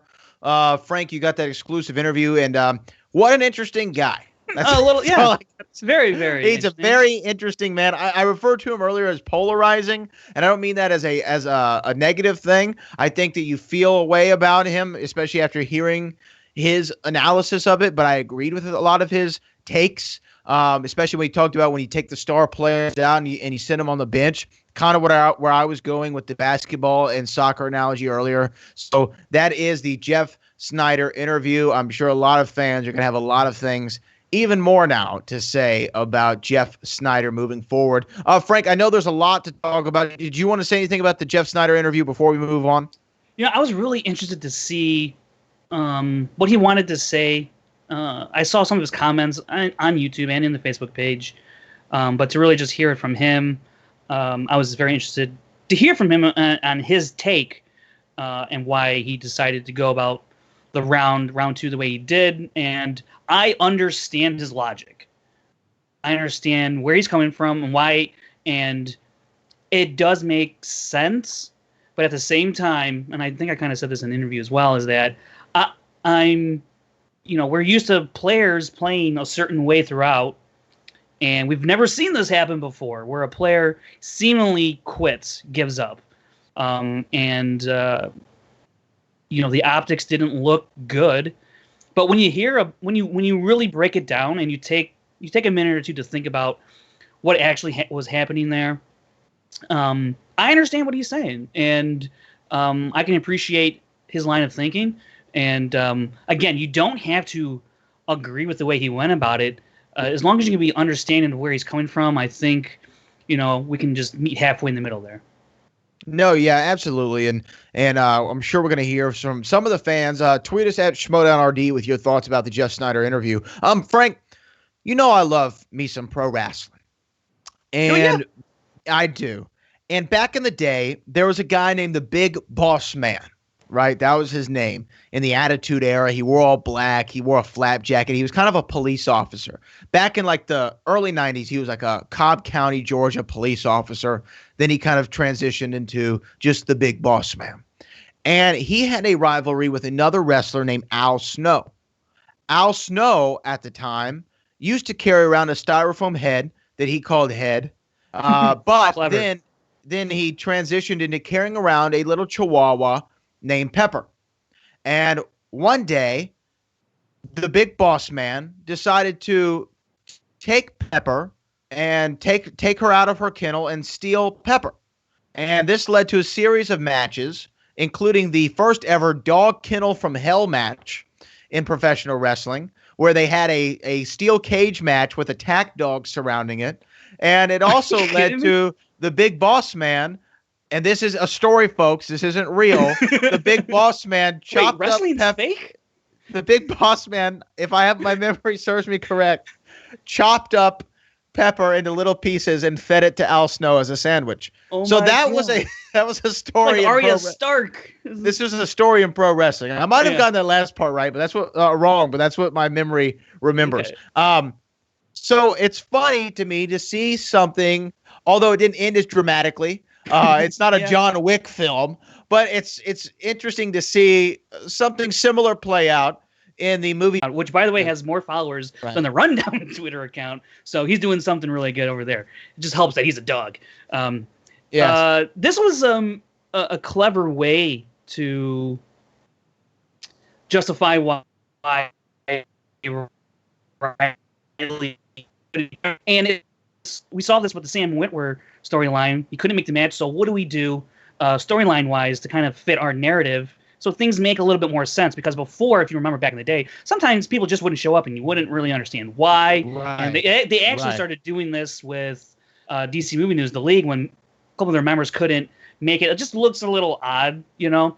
And then eventually Kalinowski does that storyline, uses it as fuel for the breakup, and now we're at where we're at. And so now you're seeing this more with the Whitwer storyline, because he couldn't be there. Riley, for whatever reason, couldn't be at Collision. So they come up with something fun. Bateman couldn't be at Collision, so come up with something, again, more fun. And you take real life events and you spin it and you make it into something fun. And I think they did a really good job with this Cal storyline, and I got a kick out of it. Yeah, I mean, it was a lot of fun. Thad just see running this. around. You know, it's great. I enjoyed it, and it happens in wrestling all the time. To use a reality of wrestling example, one of our wrestlers, his name's Mike Orlando, and shout out to Mike Orlando. He unfortunately broke his leg, and he's going to be out of action for 6 to 8 months. And how do you explain his absence in pro wrestling? You don't just say he broke his leg riding his bicycle. You say the last guy that he fought broke his leg, and that's why he can't come anymore, and that's kind of what they did with the Ben Bateman and Mark Riley scenario. It was just an explanation, but it was a fun explanation. I really enjoyed that. Now, I know there's a lot to get to in the Collider Collision, and I want to break it down in order, but like I said here at the top, Frank Janisch, this is live. Mm-hmm. And when it's live, people like to come in, they like to pop out. Like we had the Beast just show up. I don't know. I mean, I didn't know he was going to jump in there. We just started the show with the Beast. And I believe here in a very short amount of time, we're going to welcome another special guest here live on the Schmoedown Rundown. And when that person does come on, I will make you aware of it. But this person did compete at the Collider Collision and had a dominating performance in the Collision. Now, we're going to get to that match in just a moment, but real quick, Frank, going into the Collision, when you look hard, how excited were you to see some of these matches? I was really interested in seeing how the triple threat would shape out, because I was very curious to see if Janine could pull it off. And because that would mean she's squarely in the hunt for Rookie of the Year. And Not to cut you off there, Frank. Sure. I'm sorry, but we talked about them being. We're live, pal. Yeah. And things will happen. And one of our great friends here for the Schmoedown Rundown now just joined us. She was victorious at the Collider Collision. She is the Crusher, Rachel Cushing. Rachel, how are you? I'm good. How are you guys doing? We're doing great. Thank you for joining us. Fantastic. That's right, Janice. Thank you for joining us. First off, congratulations on your victory. Moving forward, I'm sure you were rather confident after your performance there, and even going into it. Tell us a little bit about how you felt going into that match with Eric Zipper. I felt great coming off of my round one match. Like, that was a real confidence booster, of course. And you guys know that the Inner Geekdom is my favorite league to play in. So it's just been great to be back in that league, in that world. I had some nerves, though, because, I played in Collision last year. It was my first big event. And, the lights got to me. They have in the past. They still do occasionally. So I wasn't sure even though I'm confident in my ability in these categories, it was still a big event. It was still, a big crowd there, and there's a lot of expectation on the part of the fans and on the part of myself. So, there were nerves going in, but at the same time, I was excited to play, especially because it was Inner Geekdom.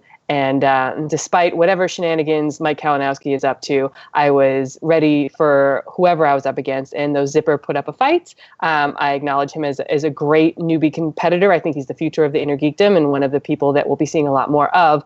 I pulled it out, and I'm moving on. Now, you brought up a certain individual that I'd like to talk to you about just a little bit. You talked about Mike Kalinowski. Now, Mike Kalinowski has, of course, kind of been the puppeteer behind the scenes as of late. And one of the things that he decided to do was create this Inner Geekdom tournament. He kind of gifted this Inner Geekdom tournament to all the fans. And I found it interesting that you kind of gave him his props in a way during the match. You said, I'm kind of glad that Mike Kalinowski made this tournament because the Inner Geekdom now is a central focus of the league. What are your thoughts right now on the whole Kalinowski Thad situation and how it's all playing out? It's definitely concerning as a player who is being treated as somewhat of a pawn in some way. However, as an Inner Geekdom player, I've wanted this division to get the respect that I believe that it deserves. And if you've noticed in my record, which is now 3-2, but going in, my 2 losses were in a 4-way and in a 5-way. So I'm not a huge fan of the 4-way, 5-way Inner Geekdom matches. They're just tougher. You've got to beat more people. Luck's got to be on your side, and Buzzer's got to me in one match, and Inman just outplayed me in the other. So I like that. A real tournament sort of speaks to the idea that the Inner Geekdom is a real division and that there are a lot of players who want to be in that division and that deserve to be in that division. So I will applaud Mike for fighting to give that division the respect that we believe it deserves and to have a legit tournament and not just have, a bunch of matches and then a 5-way and then the winner moves on. So I'm really glad that happened. How he's going about doing it, I mean, there's no rankings, there's no bracket. One day I'm being told I might play this person, and all of a sudden I'm playing this person. Like, that's, like I said, a little disconcerting. And I don't know exactly what he's up to, but I do know that he's trying to get in our heads, the rest of us competitors, and I'm determined to not let him do that. So one match at a time. And if that results in me taking him on in the final, then I'm ready for that. Frank? Regarding this tournament, Emma Fyfe's still in the tournament. There's a possibility that you could see Emma. How do you feel about that prospect? And do you feel that's deliberate on Kalinowski's part?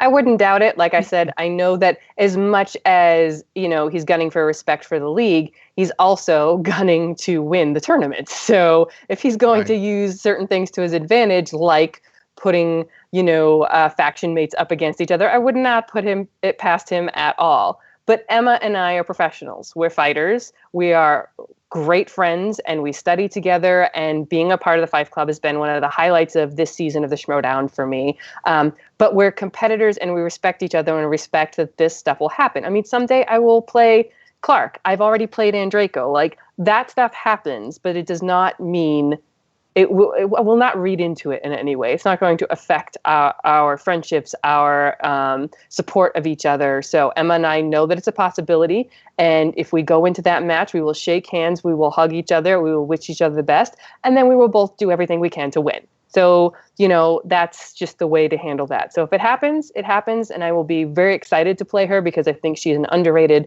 Inner Geekdom player. I mean, her beating Jay, I think, proves that. So we'll see. Now, when you talk about the Inner Geekdom, it seems to be, obviously it's your passion. Obviously it's a league that you enjoy playing in. Are your sights on the Inner Geekdom Championship and not so much on the singles championship anymore?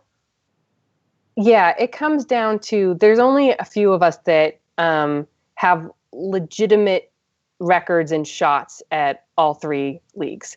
And as somebody who played in all 3 last season, it's a lot. I would say it's actually too much. Okay. I can't play every other week and sometimes be like, okay, this is an intergeekdom match. I got to prep for this. Okay. And then this is a team match. So Clark and I got to work this out. Okay. Now this is a singles match. Like I got to get my head wrapped around that. Like it's just a lot. And as much as I would love to be able to live up to that, I have a life and I have a job and I have a boyfriend and I have things going on that like the Schmoedown, as much as I love it, is not my life. So I've had to pick and choose. So at the beginning of this year, singles was the focus because I had done well in the tournament and I had the three-way number one contender match, which is one of my best matches ever. And even though I did not pull out the win against Sam, I do feel really good about how I played. I mean, I'm sorry if I didn't do well in the buzzers. That's, okay, fine. I don't have a fast trigger finger, but I did answer questions and I answered them well. And so that was great. But once that happened, I was able to shift my focus, and Clark and I were really starting our run with Shire Wolves. And I was, at the time, was hearing about these, one-on-one intergeekdom matches that would result in the Fatal Five-Way in the midpoint of the year. So I was like, you know what? My singles career, I'm going to put that aside and focus on these other two areas. So that is still the case because Clark and I are clearly, still on our road to the belt, and I'm doing something similar in intergeekdom. So yeah, singles is on hold for me right now. 22 straight first round points. Pretty incredible. You got to tell me, you got a match coming up, let's say a week out. Is it just nonstop potential intergeekdom movies, or what's the study strategy there? Yeah, it's definitely the case. I mean, I've been playing in intergeekdom for close to a year and a half now. So, my rewatching factor, I've gone through almost every possible intergeekdom movie. I made a list and there's, 60, 70 some odd movies on that list. So I've rewatched a lot, but in my rewatching, this is an unfortunate side effect to being in the Movie Trivia Schmoedown is you watch movies and you go, that could be a question. Oh, that is definitely going to be a question someday. Oh, that would be.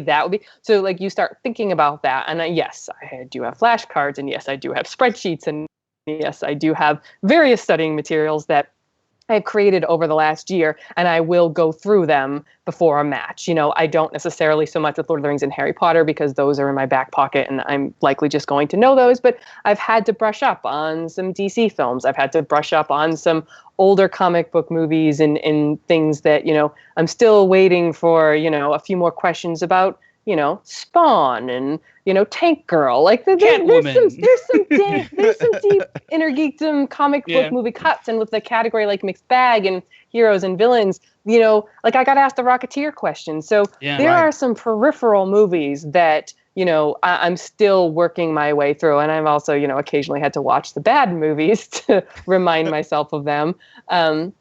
But yeah, before I play a match, I'm definitely sort of going through my lists and flashcards and things and just brushing up on the kinds of questions. And I got to tell you, the one thing about a tournament means there's been a lot of intergeekdom matches, which means that categories are getting combed through again and again. And so the questions are getting deeper, and, you really have to know your stuff. And I'm trying to be the most well-rounded player I can be. And I think that, I'm doing pretty well with that. And I think the round ones have been indicative of the fact that I've been, With this tournament, we've seen Star Trek pulled like 6 times already.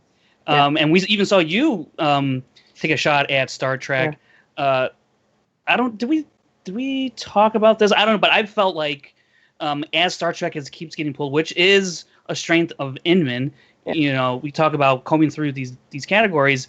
As we keep going through chunks and chunks of Star Trek, I think the day's going to come where Jason Inman or somebody else very strong in Star Trek is going to get stumped, even though it might be their strength because of this tournament. At the rate at which we're going through questions, aside from just one category, does that even bring up some concern that these questions might get too deep, and there's just obviously no way to prepare for a category that gets used quite often? Yeah, I mean, it's part of the strategy in the regular Schmoedown. How like some people will pick a category or not because, it's been spun X number of times in the wheel already. If it's been spun a number of times, then we all know, like, action adventure nowadays can be quite deep cuts, and sci-fi fantasy can be deep cuts, and some of the director categories, like Spielberg's been spun a number of times. So you might be, even if it's something you feel good about, that, okay, 30 questions have already been asked out of this category, so they're going to get deeper. Now, the inner geekdom is deeper to begin with because it's a narrower set of categories. And now, like you said, we're going through, and there just seems to be this cyclical nature because I felt like for a while, everybody was just spinning comic book movies, like the various ones, but like it seemed all comic book and like nobody was getting into the peripheral categories. And now Star Trek's the hot category. I don't know why, but it is. So, it's how it goes. It's the Schmoedown, right? So, but yeah, it's even for somebody, like Inman, who is very strong in Star Trek, is probably, and he's still going to go for it if he gets it. But yeah, exactly. But in the back of all of our heads, MCU has been spun quite a bit too. And, in the back of everybody's heads is, wow, like I've watched all the matches. All of these questions have already been asked. What's left to ask? Yeah. So you even watch when you're rewatching, you're keeping that in mind too. One last thing was, I'm wondering, is there some sort of distinct advantage between being in studio watching other matches and watching a match at home on your computer, like just a review? Is there an advantage to one or the other? I'm not sure if it's so much an advantage as it is just like a feeling in the air. Like when you're at the studio, there's an energy and there's sort of a back and forth. And, I've said it before, but we're all such super geeks that like, if somebody's up there playing each other, the rest of us are playing along. And, Mike and I might be sitting next to each other and we'll both elbow each other and go, you know that one? Yeah, I knew that one. Did you know this one? Like, so we're playing along and the competitive edge and the, the just the feeling and the atmosphere is a lot of fun and sort of amps up that competitive spirit. But whether or not I'm able to be in studio to watch matches, I always watch them because especially in the inner geekdom, you are literally going, okay, well, that's been asked. Good to know. You check that off. We're even getting to a point now where I'm like, I will watch movies and I have like study guides and I'll be like, that's a question I know is coming. I hope I get it. And then you're like, then you see it in another match. And you're like, God damn it, I would have known that. But, finite number of categories means a finite number of kinds of questions and questions that will be asked. So this is, for lack of a better word, a studyable league. It helps if you're passionate about it because you don't want to rewatch these movies over and over again if you don't enjoy them. I mean, I have watched Suicide Squad 3 times in the last year and I want to shoot myself every time. But I am doing it because of the inner geekdom. Well, but it's interesting though. When you had your previous match to this one in Star Trek came up, it didn't seem like you hesitated at all. It sounded like it seemed like, at least to me, in your mind, you're like, I'm going to challenge myself. I've been studying this category. Let's go. Let's see what I can do. I know this is a category that Inman would like. Let me see what I can do. But when it came to Marvel this time around, non-MCU Marvel films, you wanted to spin again. And even though you ended up getting the category anyway, why spin away from Marvel? It's broader. I've actually spun it before. I spun it in my match against Mike last year. I feel very confident for the most part in X-Men movies, but there are more movies in that category that I'm a little less confident in. And I swear this is not meant to brag, but there is not a wheel slice in the inner geekdom that I would be like, damn it, that's not good for me. There's not anymore. Anything I spin, I know I can work my way through. I mean, I'm not going to maybe be able to blow through it like I could Lord of the Rings or Harry Potter, but everything on there, I know I'm going to, do at least pretty well in.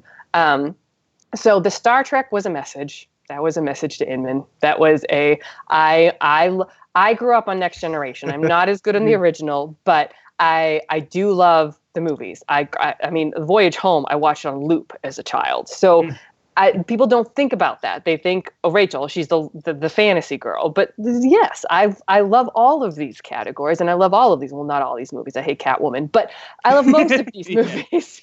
So, so I want people to know Like, I'm not a one-trick pony here. Like, I'm in this league, and I have, my ranking in this league for a reason. And, I had rewatched some Star Trek movies that I hadn't seen in a while, just not Insurrection, which, of course, I should have. But it was, hey, Inman, like, this is your strength, but I can hold my own in this. So speaking of Inman, he was at the desk for this match against Zipper. Was it especially gratifying to put on the performance you did while not only Inman but Kalinowski was right there, everyone to see, and they're sitting at the desk? How was there any sort of an external accomplishment knowing the way he performed, and again sending another message, if you will, to Inman and Kalinowski that this is what your future may hold if we get to that point? Of course, like we all know where this is headed. This is headed to the next belt defense, and I've made no secret about, as much as earning a belt with Clark would mean the world to me because of what it would say about women in the league and her being a pioneer in that respect, and me just admiring her so much, and doing that together would mean a lot. Inner Geekdom is about me. It's about something me personal that I've wanted since I started playing in the Schmoedown, and it's just, it's not meant to sound selfish, but like, it's not about the fans, it's not about anybody else. It is just, something that I want for myself. And I want, the people that I could potentially be playing along the way to know that I mean business, and, to be able to do that in front of them means a lot. It also meant a lot in a I guess, a slightly larger sense of, to the doubters and the haters and the people who think that I'll never be able to win a belt because, that I'm not an extroverted person, that I let the lights get to me and all of that stuff. Like, this is a bit of a, hey, I just played at Collision and I won my match, and I didn't just win it, I won it definitively. So, so there's a little bit of that behind it too. Now you're going into this match though. You went into this match with Eric Zipper, but now you're going to see him again here very soon in just a different environment. What did you learn anything competing against him? Is there anything that you saw that you picked up on that you're going to be able to go back to Clark and Emma and be like, okay, here's a strategy here. I saw that he's good at this or bad at this. I mean, was there anything that you picked up on in the match that will translate into that team match? I think that one of Zipper's real positive traits is that he is the lights don't get to him. Like, he's a calm, cool, collected player, and I think that him and Winston, brought that to the table for their other matches, and I saw that firsthand. And I think that is just something that all of us wish we had, and some people are better able to do it than others. So I think that he is not somebody that will rattle easily. I don't think he's somebody that, even if they get behind, they're a team. They beat Team Trek, which is Team Trek can be a little hot and cold, but when they're hot, and they're very knowledgeable, and they're veterans. And so when Winston and Zip, won that match, it made everybody sit up and notice and go, okay, these guys are here to play. They've got the knowledge. They're clearly not afraid of the cameras and the lights, and and they're formidable. And again, in a Geekdom match, I saw that firsthand. So, even in his Star Trek category, where he was clearly like, damn it, like, this isn't good for me, he never gave up. He reasoned his way through to some answers. This week. Look, Jeff, sorry. It's happened to everybody. Sure. I will never say, I'm never going to ever condemn another competitor for having a bad day, an off day, a day where the lights get to you, where you spin the absolute worst category. I mean, look at Clark and I doing dance movies. Like, we literally were what are we supposed to do with this? You know, so I get that. We all have those weaknesses. We all have those days. And so you always have to keep that in the back of your mind that could happen. But World's Finest strikes me as somewhat unflappable. And that's a dangerous thing. I feel like, no matter what your lead is on a team like that, they'll fight till the end, and they have a breadth of knowledge that I'm not sure they're getting the credit that is due to them for. So Clark and I are not taking this lightly. I think World's Finest is very deceptive, and I've talked with Eric a couple times and Winston, and I think that they've been bitten by the bug, the Schmoedown bug, and they want it bad, just as any Yes. other team out there. Yeah. And that's really great to see, especially with a new team, Eric, who is now in both leagues, Intergeekdom in teams, and maybe we'll see him in singles. I don't know, but I think he's going to be a good player for a while in the Schmoedown. I'm glad we have him. So. Yeah, I mean, the new blood this year, there's been some misses, but there have been some major hits. And I definitely think World's Finest has made a name for themselves, and Zipper has too, and he should hold his head high. He made it to the second round. I really hope that he keeps coming back with the Inner Geekdom. And yeah, we'll absolutely see more of him in the future. Now, there's been some talk of already, even after her debut, somewhat of a dream match between Rachel Cushing and Mara Konopik. Would that be somebody that you'd like to get into the Schmoedown ring with and see who's best? In a heartbeat. Mara is the kind of competitor that I want more of in the Schmoedown. And I'll come right out and say it. Like, there needs to be more female players, and there needs to be more strong female players who are not intimidated by the guys, who are not intimidated by the ring and the lights and the cameras. And clearly she is not. She is so calm and funny and just laid back, yet super knowledgeable. She is what I wish I was, to be honest. Wow. Talk about unflappable. And her depth of knowledge is so impressive. And I know that if she could very well be an opponent, and I will be ready to take her on if that's what happens.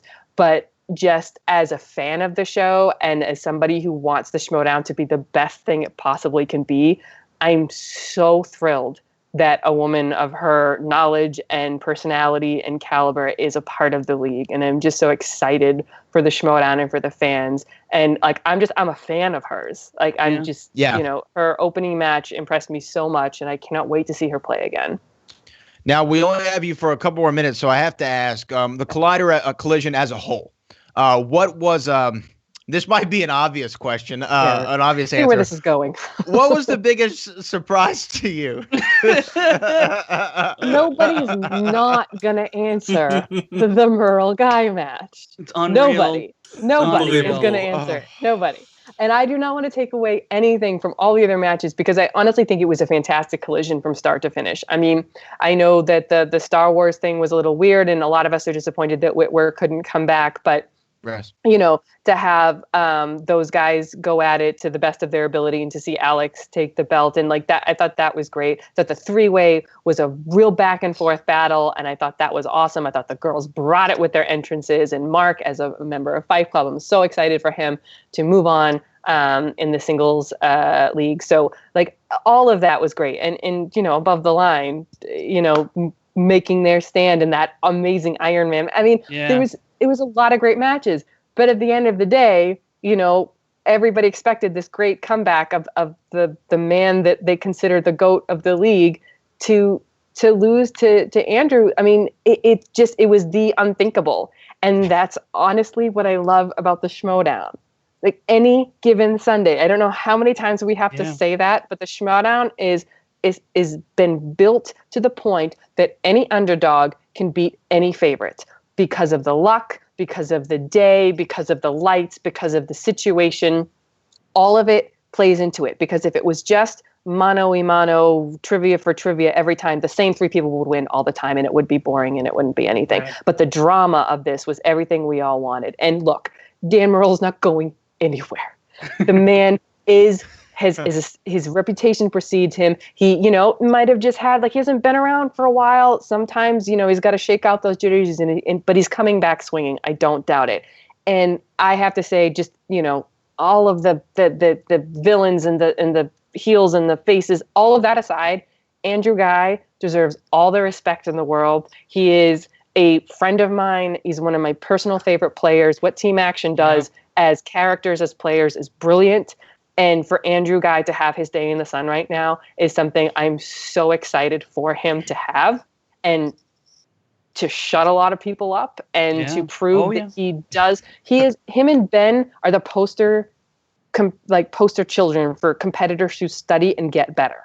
They are such better players than when they first started, and they earned their victories. Amen. And you know what? I'm so happy for Andrew. And it's a blow to Dan, but he will pick himself back up. Mm-hmm. And the Five Horsemen is still going to be the dominant faction we all know it's going to be. But I'm really excited that a match went as unpredictably as that, and that, you know, an underdog has really, you know, come up and is able to shine in the way that he is going to be able to shine. Can you give me your reaction real quick when Andrew Ghai got that Devil Wears Prada question? Oh, I correct? squealed.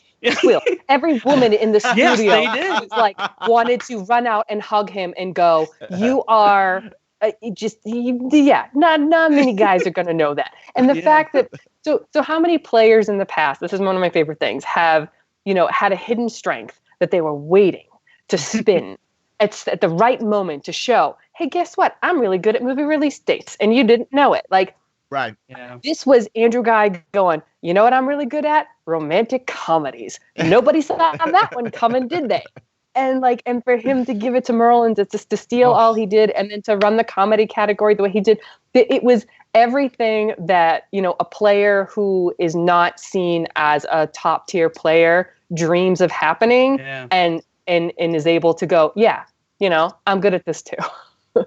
Absolutely. Wow. It was just so great. Go ahead, Frank. Go ahead, Frank. Can you also paint the scene what it was like after Andrew Ghai had officially won? He TKO'd Merle. Can you paint a picture with words what the atmosphere was like in that room? Because I know how it was like, and it was like a funeral in there. Like it shifted, right? Like there was this sort of like everybody's jaws was on the floor, and everybody was like, nobody could talk, nobody could articulate. Everybody was like, "What the?" And nothing else could come out. Everybody looking at each other like, did that just really happen? Like what's happening right now? Like, are we in an alternate universe? Like everybody had that, like there's a few minutes of I can't, and then pandemonium of like, that is amazing, that's incredible, congratulations, screaming, yelling, and just like it's the drama of the Schmoedown. It's the, you know, that David versus Goliath, and guess what? David won kind of thing. It's honestly everything you want. And I don't want to say that at the expense of Dan, because being considered one of the best is a freaking like mountain on your shoulders. It's just so much pressure. And he's had a year's worth of retirement of accumulated pressure put on his shoulders by the fans who have been demanding he come back for 12 months, you know, and to come back in this way, and frankly probably assume it was not going to be that difficult a match to come back and do, and to have that happen, like that's tough. Absolutely. But, you know, like I said, Dan's going to recover and be just fine. He did play well, and as well as, you know, he could have given the circumstances. He's got to, you know, brush some rust off, and he'll be fine. But, you know, for Drew, it was, you know, the perfect alignment of everything. And for everybody in the audience, it was, this is what the Schmoedown is capable of producing, and it's pretty great. It is incredible. Rachel, we're looking forward to seeing you continue. Who might have that ship around your waist the next time we speak to you. Incredible match, and we're looking forward to the rest of this tournament. Thank you so much. It was nice talking to you guys. All right, that was Rachel, the Crusher Cushing, See you, Rachel. joining us here Bye, guys. live on the Schmoedown Rundown. Take care, Rachel. Thank you so much. I think since we're here, Frank, since we've already started discussing it, we should continue with this before we get to any of the other matches. Andrew Ghai and Dan Merle. I mean, wow. Rachel has already talked about it, but let's set the scene a little bit more. Andrew Ghai, I believe it had been Aaron Wilhelm who put this together, but props to Aaron Wilhelm and whoever else worked on that promotion video for Dan Merle versus Andrew Ghai, because it was phenomenal. It was so good. It painted the perfect picture of Merle winning the belt, losing the belt, getting the belt back, retiring, and then Andrew Ghai coming out at the free-for-all saying that he walking up to Mark Riley saying, "Yeah, I beat Dan Merle. How's it feel? I beat Dan Merle. I beat the GOAT. You know, I killed Dan Merle." At one point, he even said. He goes out there with Ben Bateman at the live event, makes fun of Dan Merle. Ben Bateman dressed up as Dan Merle, of course, and then the reveal of the 5 Horsemen. Merle saying, "I just want you to say yes to a match at the Collision." Andrew Ghai begrudgingly says so, and then then the promos from Andrew Ghai. Andrew Ghai, I'm gonna go out and say it. And I talked with Christian about this the other night. Andrew Ghai is the best promo in the movie trivia. It's he and Ben Bateman, but Andrew Ghai, it's not even close. It's not even close at this point. He is so great. He has thought about his character. He knows his character. And he turns that volume up to 112% because somewhere deep down in Andrew Ghai, the guy we see in the Schmoedown is who he is. And that's why it's so good. He likes being that guy that flicks you the bird and said after he won, it's my league now. It's my league. Go ahead, Frank. Go ahead. He is probably he not probably. He is definitely the best thing character-wise outside of the Kalinowski storyline, which I think is fabulous. Right. And it's one of the best things. He is just on another level, and this win just further solidifies his stature in the league. I mean, if I wanted to introduce the Schmoedown to somebody, I'm showing them almost everything Andrew Ghai has done in the league so far because he is the most entertaining. He is in some of the most competitive matches the league has ever seen. They may not win them all, but they are very competitive. And even when they lose, he's going to tackle somebody. When they lose, he's going to stomp a cane on stage. I mean, he's going to bring the fire. Him and Ben are such a great team. But when it's Andrew alone, like he was for Collision, he takes full advantage of that spotlight, and he knows what to do with it. He knows exactly what to do, and he's the best all around talent the Schmoedown has right now. He has everything you want. He's everything you want. It's funny to hear you say this, Janisch. God, it's funny. Damn it! I knew this was gonna come up because at the beginning of it, before the season even started, fantasy draft. Yeah, I picked Andrew Ghai. I did that, right? I picked Andrew Ghai. Sure did. And I was laughed out of the room by you, Skaliski, that 14-year-old kid whose name escapes me at this moment. I was laughed. Linus. Sorry, Linus. I couldn't think of his name. Linus. I was laughed out of the room. And so far, given maybe the loss to the Shire Wolves, I've been proven pretty damn right about my selection in Andrew Ghai. And this match was definitely the match that solidified that pick. And Janisch, you would always tell me, he doesn't know as much. He's not as good as Ben Bateman. Ben Bateman's the man. That's why you got Ben Bateman. I didn't. I got Andrew Ghai. And then I think even Mark Ellis said something on the Schmoedown recently about Andrew Ghai a lot inside the frame, but he's an entertaining guy. These are all knocks on a man who can now, without question, in my mind, and I don't know what the rankings are, I don't give a damn. Andrew Ghai, after William the Beast Bibbiani and Sam Levine Tango for the singles championship, Andrew Ghai deserves the next title shot. No, he doesn't. Interesting. Oh my God! Are you kidding me? Get out of here, Brad. Are you okay? The internet is breaking you up, Frank, because it doesn't. No, you're breaking up my internet with that nonsense. He gets the next title. Come on. All right. First of all, he gets the title. Okay, wait. Stop. Let me just say this. Say this.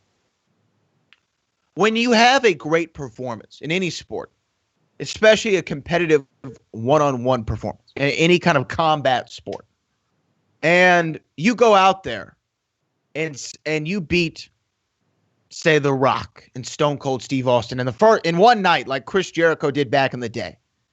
Chris Jericho went on and became the undisputed champion. When you go out there and you beat Muhammad Ali, even if Muhammad Ali wasn't the champion at the time, you beat Muhammad Ali, guess what? You just beat the greatest. You deserve a title shot. Derek Lewis, Francis Ngannou, UFC 226, Francis Ngannou, the number one ranked heavyweight. Derek Lewis beat him. I think Derek Lewis deserves a title shot. That's how this thing works. When you beat someone, hold on. When you beat somebody at a higher caliber than you earn a title shot. if they are next in line, right? Or if they are considered in that championship conversation. Dan Murrell is a two-time Movie Trivia Schmoedown champion. He is widely regarded as the greatest of all time. And for the first time in his illustrious career, and I'm not trying to discredit him at all, but for the first time in his illustrious career, not only was he beaten, he was knocked out. TKO by a player who nobody saw coming. Nobody saw it coming, except for me, of course, at the beginning of the season. Nobody saw it coming. So I think that at least, if not a title shot, he deserves a number one contender match. That was an incredible performance by a man who has just solidified his place in the Movie Trivia Schmoedown, a man who you just called the greatest talent the Schmoedown has today. You just said that. Those are words that just came out of your mouth. Absolutely, but it doesn't mean he immediately gets a leapfrog to a title match or a contenders match. No, after one, look, we're not saying we didn't say that about Ethan Irwin, did we? No, I don't care who he played. It's about his performance. Ethan Irwin beat Dan Murrell. Yeah, but we're talking about his performance, are we not? But we're going to say because he beat Dan Murrell. If you beat people who are highly ranked, or if you beat former champions, you deserve to be in that conversation. And for the record, a TKO doesn't really mean a whole lot to me in this league. It really doesn't. I've been saying that for a while. So I'm not just. I've been saying that for a while. A KO is a different story. A KO is a different story. You haven't been saying that. I'm saying BS on that, Janisch. A TKO is very impressive nonetheless. That means that you racked up so many points throughout round 1 and 2, you don't even have to answer any questions when it comes to round 3. It's essentially like you don't even have to play round 3. That's impressive. No, that's for a knockout. A TKO is where your opponent didn't do anything good enough to send it back to you for a third round. I put way more stock into a knockout than I do a TKO. TKO because I would love to see Andrew Ghai answer his round 3 questions, and then let's say he went 1 for 3. Now we're having a different tune. Now there's a different tune, right? In regards to Andrew Ghai. But that's not the way the game is played, so I don't take that much account into a TKO. It's a nice stat to have, sure, but let's not make it like it's some illustrious thing to have on your record, because it's when you really look at it, it's really not. It's a nice little tick in the box. I'm serious. I am dead serious. Frank Janisch. Wow. If you don't have to answer any questions in the third round, that means you did so well in rounds 1 and 2 that you had such a great lead going into that third round that you were able to chill out and relax and put all the pressure on your opponent. Or is it that your opponent wasn't even remotely good enough to put up a fight? So you're saying Dan Murrell wasn't good enough to put up a fight? Today, he wasn't. Well, look. Go ahead, Chris. I want to get your opinion on this. Well, technically, you could score only 4 points in a game and TKO somebody if they got 0. So it's not necessarily the fact that they have more. I mean, it's the argument about why critically acclaimed isn't getting a title shot is because they've TKO'd 3 people. But the fact of the matter is, the opponents that they've played haven't necessarily performed to the best of their abilities, and it's on them that they got the TKO. I feel like a KO. I agree with Frank to an extent, but also this is an interesting debate. I like this. Well, but here's the thing, and we like critically acclaimed. And remind me, Chris Clark, who are the 3 teams they beat? They TKO'd? Only Stupid Answers, MODOK, and Superhero News. Superhero News, yeah, Superhero News. Okay, and which one of those teams are considered the greatest team of all time? Well, MODOK was a contender. No. Which team is considered the great? Who's the greatest team of all time? Oh, yeah, the Patriots. Yeah. Now, did they TKO the Patriots? They didn't know. They didn't, did they? They didn't play them. Yeah, I know, but I'm saying they didn't TKO. But no. Chris is talking about why aren't they in the championship conversation after those 3 TKOs? I'm saying because they didn't TKO a team that was considered the greatest of all time. I think that we're looking at this like we look at every other match. This isn't every other match. This is a very special match. This is somebody who was so much the underdog. I should have bet on this thing. He was so far the underdog, nobody even gave him credit. No one even gave him a shot. No one even gave him a chance. And he went out there and he went round for round, pound for pound, with the man who's regarded as the greatest of all time. the man who won the singles championship twice, 2 times, twice. I can't say that enough. He beat him, and he beat him convincingly in a TKO victory. If not a championship match, number one contendership match, he's definitely Andrew Ghai's in the top 5 now as far as contendership goes. No, he's not. He's in the top 5. No, he's No, not. absolutely. No, he's not. 100%. I'll Absolutely. give you like 10 or 9. He's not in the top 5. Are you kidding me? You got to prove this more than once to me. Prove to me it's not a fluke. It's not a fluke. How do you know that? He doesn't have that second match in the singles. It's only not a one fluke. match. Is it a fluke? It's one match. When the greatest featherweight of all time, Jose Aldo, put that championship on the line at UFC 193, and Conor McGregor, or 190, whatever it was, 189, and Conor McGregor knocked him out in 12 seconds? Is that a fluke? Or it was Conor's night? And guess what? Everyone out there, they didn't say, oh, it's a fluke. Conor shouldn't have won that match. Guess what? Conor walked away with the championship because he beat the man. That's great for that Ric sport. Flair, Great for them. Great for him. Ric Flair said a long time ago, to be the man, you've got to beat the man. The man, since the Collider era of this movie trivia Schmoedown, has always Who's been been Dan the man Murrell. for the past year, though? Who's been in the league? Who's been the man for the past year? Sam Levine. So, like you said, you want to be the man, you got to beat the man. All right. And Sam Levine's currently double belted, which is something Dan Murrell never did. So, now are you saying, he doesn't have to beat Sam Levine to be considered, in a title match or a contenders match? No, I think you should let Guy go against Sam Levine already. I think let him have it. Let him get winner of Bibbiani. Let him get winner of Bibbiani and Sam Levine. Look, we can't understate this, and I don't understand why you don't see my line of sight on this, because if I go out there and I beat somebody, This is fantastic, who is considered the greatest, he's considered the greatest of all time, and he beat him, how does that not put him in the conversation? If I went out and beat Ali, I'm in the conversation. If I go out and beat DC, I'm in the conversation. If I go out and beat LeBron, I'm in the conversation.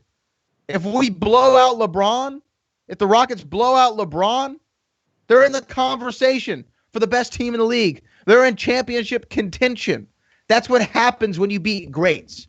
When you beat greats, you become great. So give him a shot. If he falls on his face, he falls on his face. I tell you, I would be okay if I would be okay. Usually you got to win 3 to 4 matches to get your title shot. I would be okay if they gave him a second match and he performs just as well as he did against Murrell. I would be okay with him getting a number one contenders match after that. I actually would. But to grant him one after this match is absolutely absurd, because he hasn't proven anything except that he did it one time. Proved a champ can do it more than once, right? Look, sometimes they can repeatedly do this. And Right, Andrew Ghai right, in his past right, has not right. proven So give him- that he can compete at a high level. He just hasn't. He And just I'm not saying proved that's it his fault. today. He just proved I it. said repeatedly. So give him Repeatedly. give him the opportunity. Give him a Sam Levine, and then he'll repeat it. I'm saying you got to earn back that to- shot back by performing to at a high wrestling level back. repeatedly. That's what I'm One saying. of the greatest streaks in sports history was held by the Undertaker, right? 21-0 at WrestleMania. Right. At WrestleMania. Not like that was an accident, right? 21-0 at WrestleMania. Wow. And then Okay. this guy named Brock Lesnar, an NCAA Division I heavyweight champion, youngest WWE I got to get champion Andrew Ghai ever. on this show. I'm going to get Andrew Ghai on this show tonight. that'd be great. Get him on right now. I'm going because to he's try and gonna get him on agree here with- right now. He's going to agree with me. I know And- he's going to say he deserves a shot, but I don't But care. look, I'm going to tell him he doesn't. After Brock Lesnar defeated the Undertaker at WrestleMania, was first man to ever do it, 21-1. Guess what his next match was? A championship match against John Cena at SummerSlam. That is what I'm saying. Let Andrew Ghai prove it. Let Andrew Ghai prove if he is Do you the man think or Sam not. Levine feels like Andrew Ghai earned a shot against him? Hell no. I don't give a damn what Sam Levine thinks. Sam's the champ. You're not respecting the champ now? Come on. No, I want to know what the Disrespect to commish Sam thinks. Levine, the double belted champ? Come on, I Greg, want you know to see. better. I want to know what that. I want to see what that thinks. Oh, you What- mean what- Kalinowski? That doesn't mean anything. Come on. Okay, whoever is the matchmaker, whoever's the Joe Silva, whoever's the Bruce Pritchard, I want them. That's who I care about. Who makes the rankings? Because if Andrew Ghai is not in the top 5, I don't know what we're talking about anymore. I don't know what we're talking about. I really don't. I don't know what you're talking about anymore. So these are my thoughts. Now, also to go back to that Undertaker example, to go back to something Rachel Cushing said. Yeah. When the Undertaker won at WrestleMania, there's a famous photo of somebody with their mouth hanging. I mean, when Undertaker lost and Brock Lesnar won, there's a famous photo of this guy like this, right? Paul Heyman, who was ringside with Brock Lesnar for the match, after the 3 count happened, he thought for a moment that he went deaf because there's 80,000 people in this building and there was no noise. There was no sound. Everybody was so shocked that it had happened. And I think that this is what Rachel and you were referring to. When Andrew Ghai started getting these steals, started hitting these points, it was crazy. It was insane. And you could tell the people inside of the room, like all the wind was sucked out of the room instantly. When Andrew got like the Devil Wears Prada question, when he got the Jet instead of the Flash, when he was getting these steals, when he was getting these answers that Dan wasn't, there was just all the wind was sucked out of the room, Frank. And were you there for this match in person? Yeah, I was there for Collision. And this match, let me tell you, man, holy shit. Like when Andrew Ghai is stealing, that's having issues. Like the first 2 that once he stole like the first couple steals, right? So quick and so confident and so just like rubbing it in Dan Murrell's face. You're just going, wow, man, he's really going at him, and he is just clicking on all cylinders. It was I watched the match again today, and I've watched it back a couple times, and I still cannot believe in which the way Andrew Ghai won this match. Not just the fact that he won, like a last minute like wins it on the 5-pointer. You know, it all comes down to that. It's not even one of those kinds of wins where it's just like that's crazy ending. This is just crazy throughout. I mean, he led him after round 1, led him after round 2, TKOs him. He just mercilessly attacked Dan Murrell at every single opportunity. And Rachel's right. Everything aligned correctly for Andrew Ghai in this match, where he just happened to, his strengths happened to be weaknesses of Dan Murrell's, and it was an insane match to witness in person. And it is without a doubt the upset of the year. Lock Absolutely. It up. That race is over with. I don't care who plays, unless you get some like Patreon member who comes and dethrones Sam Levine. That's the only other match I can foresee that would be an upset of the year. And I still don't think that would work. Yeah, probably not. Yeah, right. Because that race I was is so over. But Jesus, I was just so happy. Like, and I don't want, and like, just because I like Team Action so much, they take the best elements from pro wrestling and implement them into the Schmoedown, and they do it better than anybody, I think, in the league. And that's not to discredit some of the great ones like the William Bibbianis and many others, but and the John Rocas, of course. But Team Action does it the best. And as far as I'm concerned, and take this as you will, Frank Janisch, I think they're the standard bearers right now when it comes to what makes the Schmoedown great. Like you said, I would show somebody this match and be like, look at this match. This is why I like this. This is why I like this. And I honestly, I mean, there was an Iron Man match. There was a dominant performance by Rachel. This was the match of the night. I mean, without a doubt, this was fight of the night. This would get the fight bonus. I thought it could have been the Star Wars match had Sam Witwer competed, but unfortunate events, and then this. I mean, everyone's gonna be talking about this match for a long time. And yeah, let me tell you this other thing though. After the match, after the event was done, afterwards, Andrew Ghai was on a high from this win for like the rest of the night. I mean, you should have seen him. I mean, this dude was walking around like he owned every single place he walked into. He owned the sidewalk. He owned the street lamp. He owned the desk. He owned the table. He owned the silverware. I mean, this dude was living it up. It was an amazing sight to see. And, man, it is one of my most cherished Schmoedown memories to date, if not the most cherished memory. Oh, it's incredible. Andrew Ghai. Where's the belts? Let's move along though. Let's talk about a couple of these other matches. Yeah. Because we spent a lot of time on this. Just briefly, since you brought up the Star Wars match, you expected that one to be the match of the night. Obviously, it was a blowout. It was more of a coronation for Alex Damon, more than anything. I think the match ended something crazy, like 25-3. Yeah, it was brutal. It was 26 or. Let me see here. It was 25-3, and then 25-3. Then you got the because there was the betting round that finished it out. Right.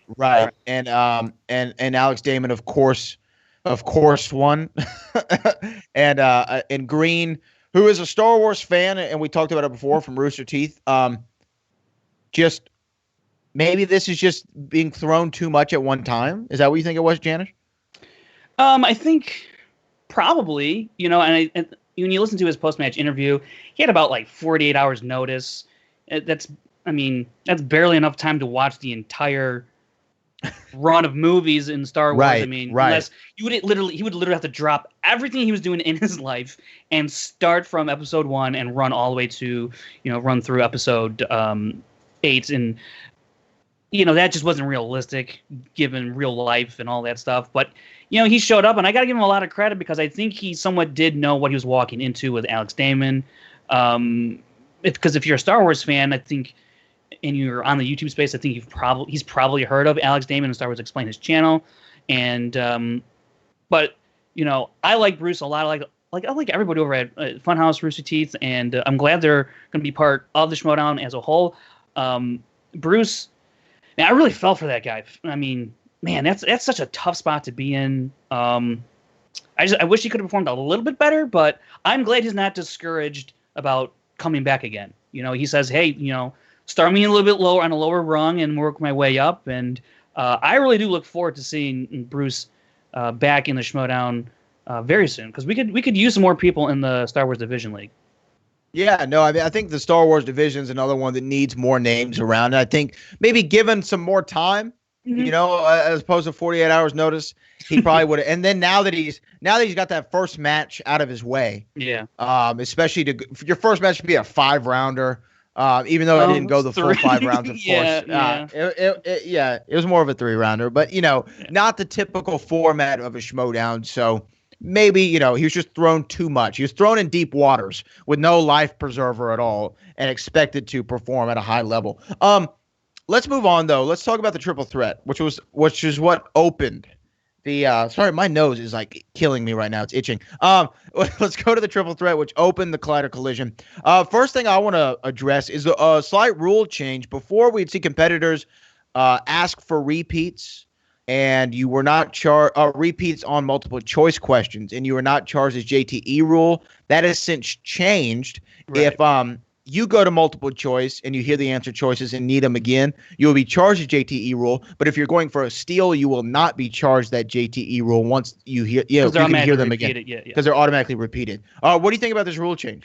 Yeah, I think this came out from the Rules Summit and that they had. So this is what all the players agreed upon. And I like that they're automatically going to repeat them. If there's multiple choice, they're automatically going to repeat them for the opponent to steal. I think that just saves on time, and it's a little bit, more fair, I think, in that way, in that sense.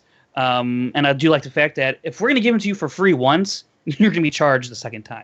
So I think that just makes sense. Yeah, it makes sense. I like it. And then we got to see Janine the Machine, Stacey Howard, and the Android all in the same match. But I want to talk about Janine the Machine and Stacey Howard being both in the same match. Was this some sort of... Because when this match was set up by Thad, we saw Mike Kalinowski lurking in the background.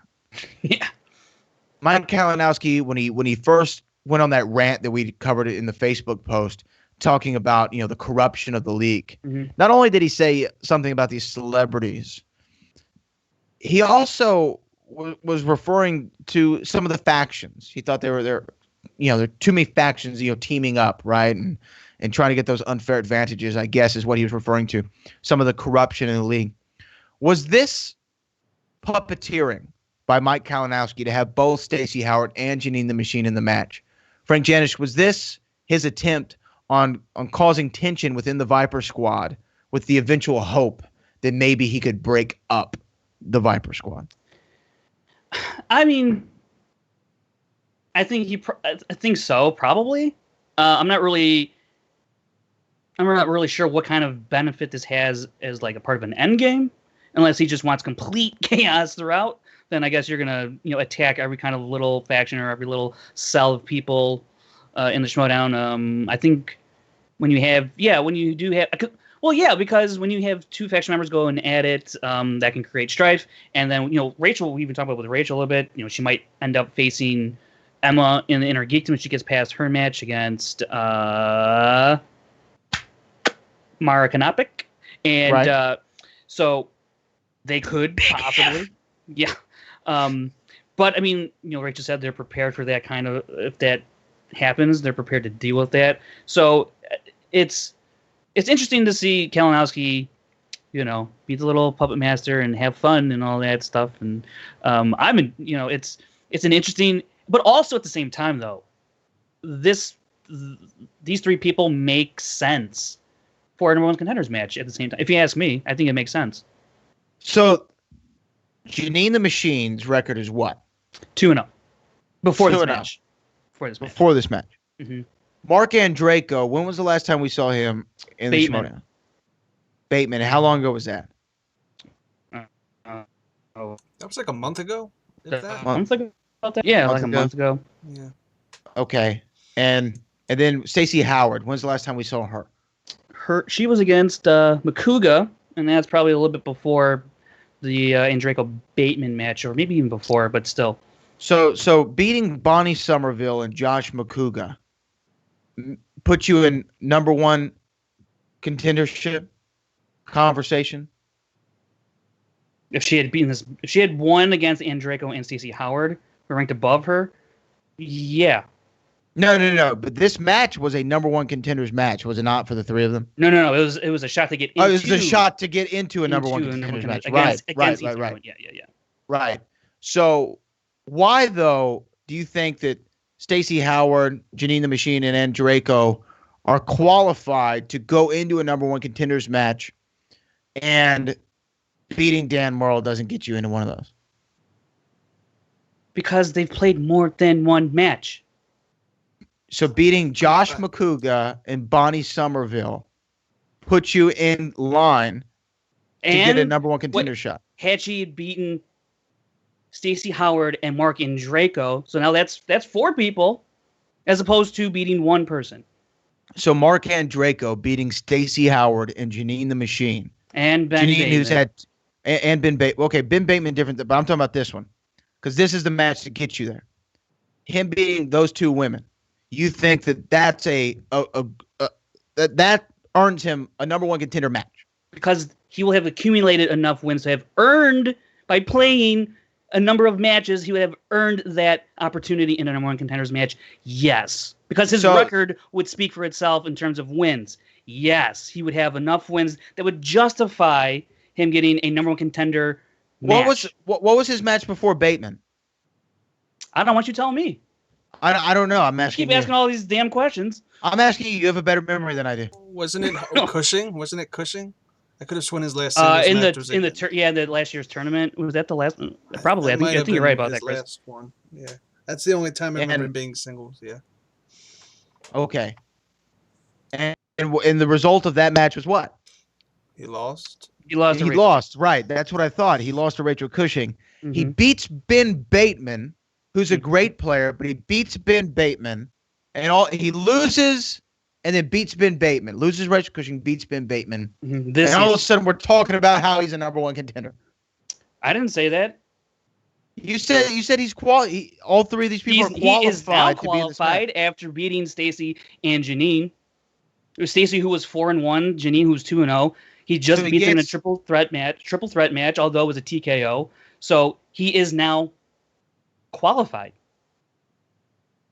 So he gets 2 wins, and that qualifies him. Well, it's more the way they do it in the Schmoedown. It's more than just what happened this season, although it does pertain just to Janine because she did walk into it just this season. But you look at Stacey Howard's win against Mark Ellis, they count that she's 4-1. So there's a number of factors besides just this season that play into Mark and Stacey. Okay, I'm just saying. I'm just throwing it out there. I just, I'm just just floating the idea. I know what you're doing. Just floating it out there, Janisch.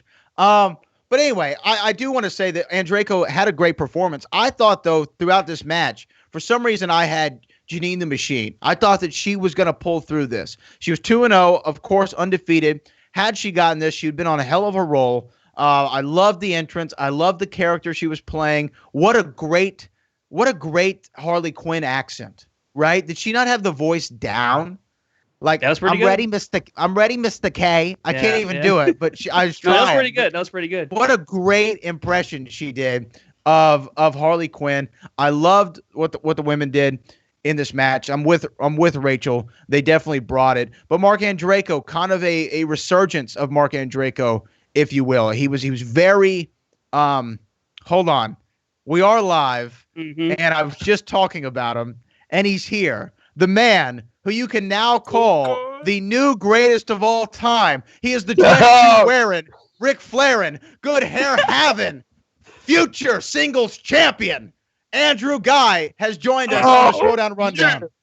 What is up, boys? What's up, boys? Today's a great day. Today is a great day in Schmoedown history.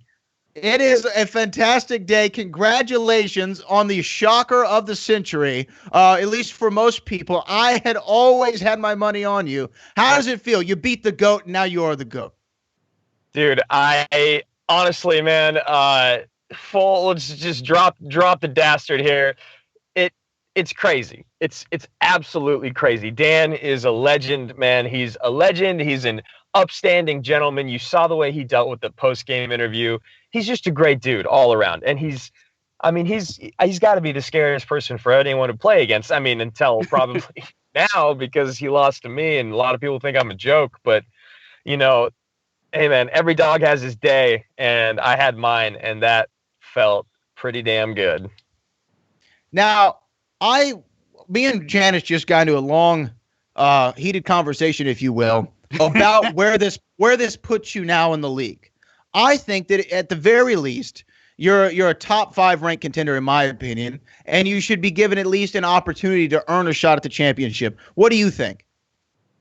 Well, I'm gonna try to say as much as I can and as little as I can without getting in trouble here. But let me tell you, the road to the belt is short and steep, my friend. It is deep. It is real intense. What I may have lined up here for the next few matches, however many matches it may be, to get me to that belt. Like I said, it's not going to be a lot of matches, but what they are going to be, you guys are in for a treat. You guys are in for a treat. Because, look, man, I slayed the dragon, okay? I killed the GOAT. So only other people I can play have got to be legends. So we'll see what happens. Frank, why don't you defend your stance here? Or really, well, here's another thing though, Andrew, is Frank was telling us about what was going on in the room as you were getting question after question, as you were getting steals, like the Devil Wears Prada steal, chief among them. Did you feel the energy in the room shift while that match was going on? Oh yeah, I mean, absolutely. I mean, you even hear Christian say it on the mic. It's kind of crazy because in the moment, you don't really realize it because I'm on cloud 9. Like, I've got an adrenaline rush. I can't believe what is happening. Like, Ellis says it when we're like tied at 2. He's like, Andrew Ghai talking trash while he still has legs to stand on, or whatever he says, Yeah. Right. And I'm like, in my mind, I'm like, oh my God, he's so right. He's so right. I'm gonna die in round 2. Like, I am ruined. Like, so for me, man, I noticed it though because they were silent, and like sometimes, you get a couple claps here and there. We a lot of booze, but it was just silence, like utter silence. You looked around at people's faces, and there was just jaws dropped everywhere. Yes. Sam was standing up the whole match with his hands on his head or up in the air, like just mouth wide open. Kalinowski, Bibbs, they were all like, it was crazy. You looked around the room, and it was pandemonium, but silent. That's a good way to put it. Yeah, man. So I guess for the other than that, I think towards the end it became panic. I think in the third round where people were like, "Oh my god!" Like Andrew has to answer basically one question right in the third round, and Dan has to get all of his. I mean, I can't remember exactly what the score. I haven't had a chance to watch the match yet, which is killing me because I was actually at a couple matches today, which were fantastic. I just remember people just looking around like, this just can't be happening. This can't be happening. And then for me, in my mind, it was like, oh my god, this can't be happening. Like this is amazing, you know. So let me tell you, when you started stealing questions from Dan in that second round, that's when I was like, holy shit, I think this is going to actually happen. And the way that you would come right back and with the steal, he would say like his last syllable, and then you would just ram right in there with the correct answer. How did that feel to do in that environment? Well, it's interesting because, you know, Ben and I, we like to slow play a lot. We like to take our time. Yeah. But when you know an answer, you know an answer. And there was so many situations that came up in that match where, like, this is, you know, I don't know. This is, I think we talked about it in our Patreon video, which we actually are going to do. Like, I think Ben and I have like a 45-minute interview about the match as well. But we, I think I talk about how my best friend growing up's little sister used to run around the house yelling, "That's not blue, it's cerulean." Her name was Katie Herbal. And look at me now. I'm 30 years old playing movie trivia, and somehow that is going to come back and help me out.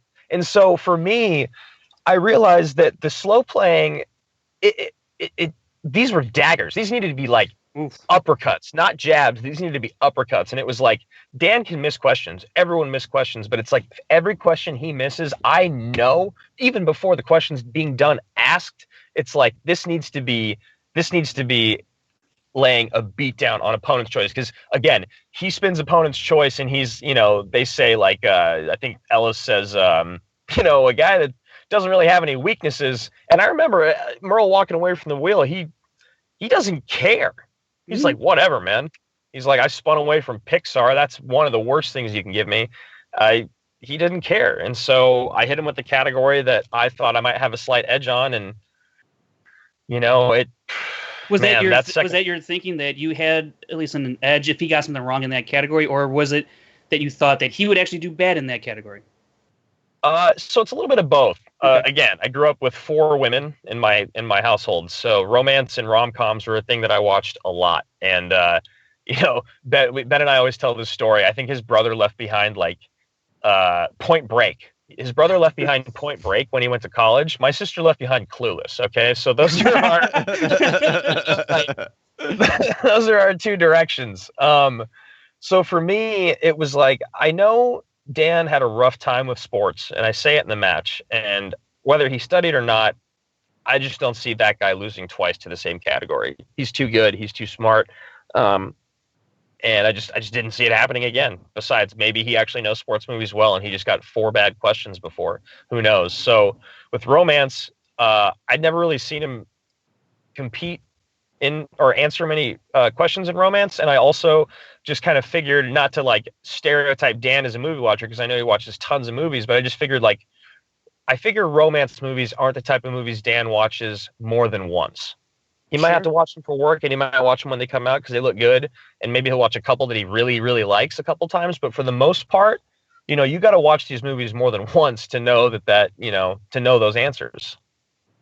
Yeah, I mean, I think, but, you know, also I think that there was a couple of times where you kind of rushed to an answer, right? With the Robert De Niro, the Silver Linings Playbook, and I think in Valentine's Day when the answer was Bradley Cooper, it seemed like he just threw a name out because he had no earthly idea. But when it got to round 3, and he answers his first one correct, his second one correct, and all he's got to do is hit that 5, and then it goes back to you. When you heard the question and he asked for that repeat, did you kind of know then, I think I had this in the bag? Or was he pulling a vintage move of team action? Let's exhaust these repeats just to build up the drama. What did you think in that moment? Well, first, in round 2, I did notice that Dan made a couple of just mistakes that I feel, someone like Sam is one of the best people that he plays the game technically better than almost anyone that plays the game. And Dan's been out of the game for a while. And I felt like there was a couple moments where his ring rust did come in, not in the sense of it took away from him answering questions, but it kind of gave me again, that I still hate that I missed that Saddam Hussein question because it was the first thing that popped in my head. And I was like, man, George W. Bush just sounds funny. And I was like, but Saddam Hussein's right. And so I just said George W. Bush and he stole it. But in that moment also, since I wasn't 100% sure, I probably was going to go to multiple choice anyway, but he had a moment where he was like, he did that. And I'm immediately like, okay, no matter what, I'm going to multiple choice so that he loses 1 point of this steal because he knows exactly what it is for a 2-point steal. And there were moments where it felt like the game's kind of changed since when he was playing it in the sense of like those technicalities are so much bigger now. They're so much more important. The way questions are asked, when you use your JTEs, challenges, so on and so forth. So to go back to your original question, which was about the third round, Roca says out, don't forget your JTEs when Dan's hearing the question for the first time. And this is my thought. Tom Hardy hasn't done a lot of movies. And most movies that he has done, you know about him because Tom Hardy's in them. Or they were like, oh, yeah, Tom Hardy did that back before he was famous, Right. There's a few, obviously, in there. But Child 44 is one of those weird ones that I feel like you would have had to have seen it and loved it, which I don't really know anyone that has. Or you have to have a total man crush on Tom Hardy, which Ben and I both have extreme man crushes on Tom Hardy. I haven't even seen Child 44, and I heard Tom Hardy and like something Russian child trafficking. I was like, oh my god, Child 44. Wow. And so for Dan, when he didn't know it right away, I was like, man, what could he be thinking? What movies could he be going through in his mind? And then he asks the question, I got another one, right? He's like, lay it on me. And I'm like, oh my God. And he spills his cup. He spills his cup, which, again, it's like, you can tell he's a little rattled. Yeah. It was after the first repeat when he was thinking after hearing his first repeat that I was like, oh my God, he doesn't know this. And then he said the repeat the second time. And I was like, oh my God, this is it. I'm going to TKO Dan Murrell. And I know the answer to his 5-point question. And I have to say it because that's what I've been doing. And yeah, man, it was just, the only thing I was thinking is like, maybe he just knows Tom Hardy's movies again, because he hasn't done a ton of them and he can just narrow it down. But he didn't know it. He didn't know it. He said Bronson, and I just couldn't believe it. And you were up on the stage. You were up on the set there, shouting and shouting vulgarities. Yes, I was essentially saying that it's your league. You only missed 3 questions, which is very impressive. You TKO'd a man who's never been TKO'd before. You TKO'd the GOAT. Janisch doesn't put a lot of stock into TKOs. He kind of tried to belittle it. But how did it feel to make history in more than one way, but to make history TKOing Dan Murrell, the first person to ever do so? Look, man, there was no one in that building that believed in me. Okay? No one. Not one goddamn person in that entire building, friends or foes, had any faith in me. Janisch said he'd move to LA if I won. Yes, I did. So you Janisch. Right. Yeah, so I forgot to tell you that, guys. I gotta move to LA now. Yeah, exactly. That's fantastic. Yeah. So, I mean, I don't. What did you even ask me? What does it feel like? It doesn't even matter at this point. You are the GOAT. You in my opinion, you killed it. Where's the belt? Oh, the Andrew TKO. Ghai. Right. Where's the belt? We're gonna have him. And my God, if my boy Bateman keeps playing the way he's playing, And if I keep playing the way I'm playing, we might have to face each other, which would be, God, who knows what that would be like. Jesus. Well, that would be interesting. We know that you're a busy man, Andrew Ghai, and I think that this is definitely. I know that you were a wrestling fan, somewhat, right? Yeah, A little bit. It's so weird. I watched wrestling religiously from about the age of like 10 to 14, and then I don't know how I forgot like most of all the stuff, but I just remember Shawn Michaels was always my favorite wrestler. I love Stone Cold. I love The Undertaker because I remember a lot about it, but I don't remember a ton of the storylines.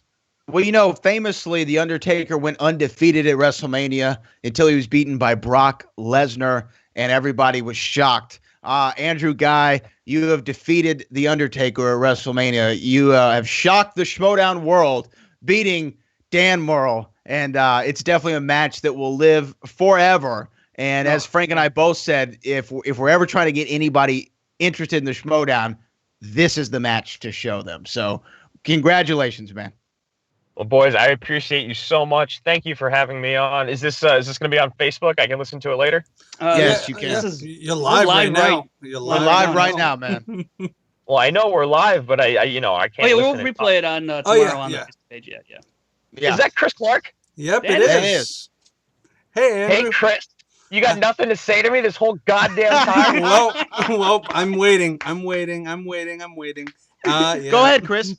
Wait. Well, no. I mean, it's just you did a fantastic job, Andrew. I mean, really, the entire match was something that I can't imagine what it was like watching that, and you guys. It must have blown the roofs off of everybody.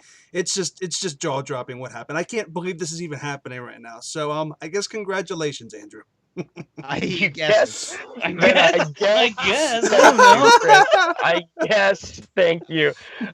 Boys, thank you so much for having me on. I love you all. I appreciate everything that you guys do. And man, my hat's off to Dan Murrell. Honestly, the dude is a champion. He's a legend.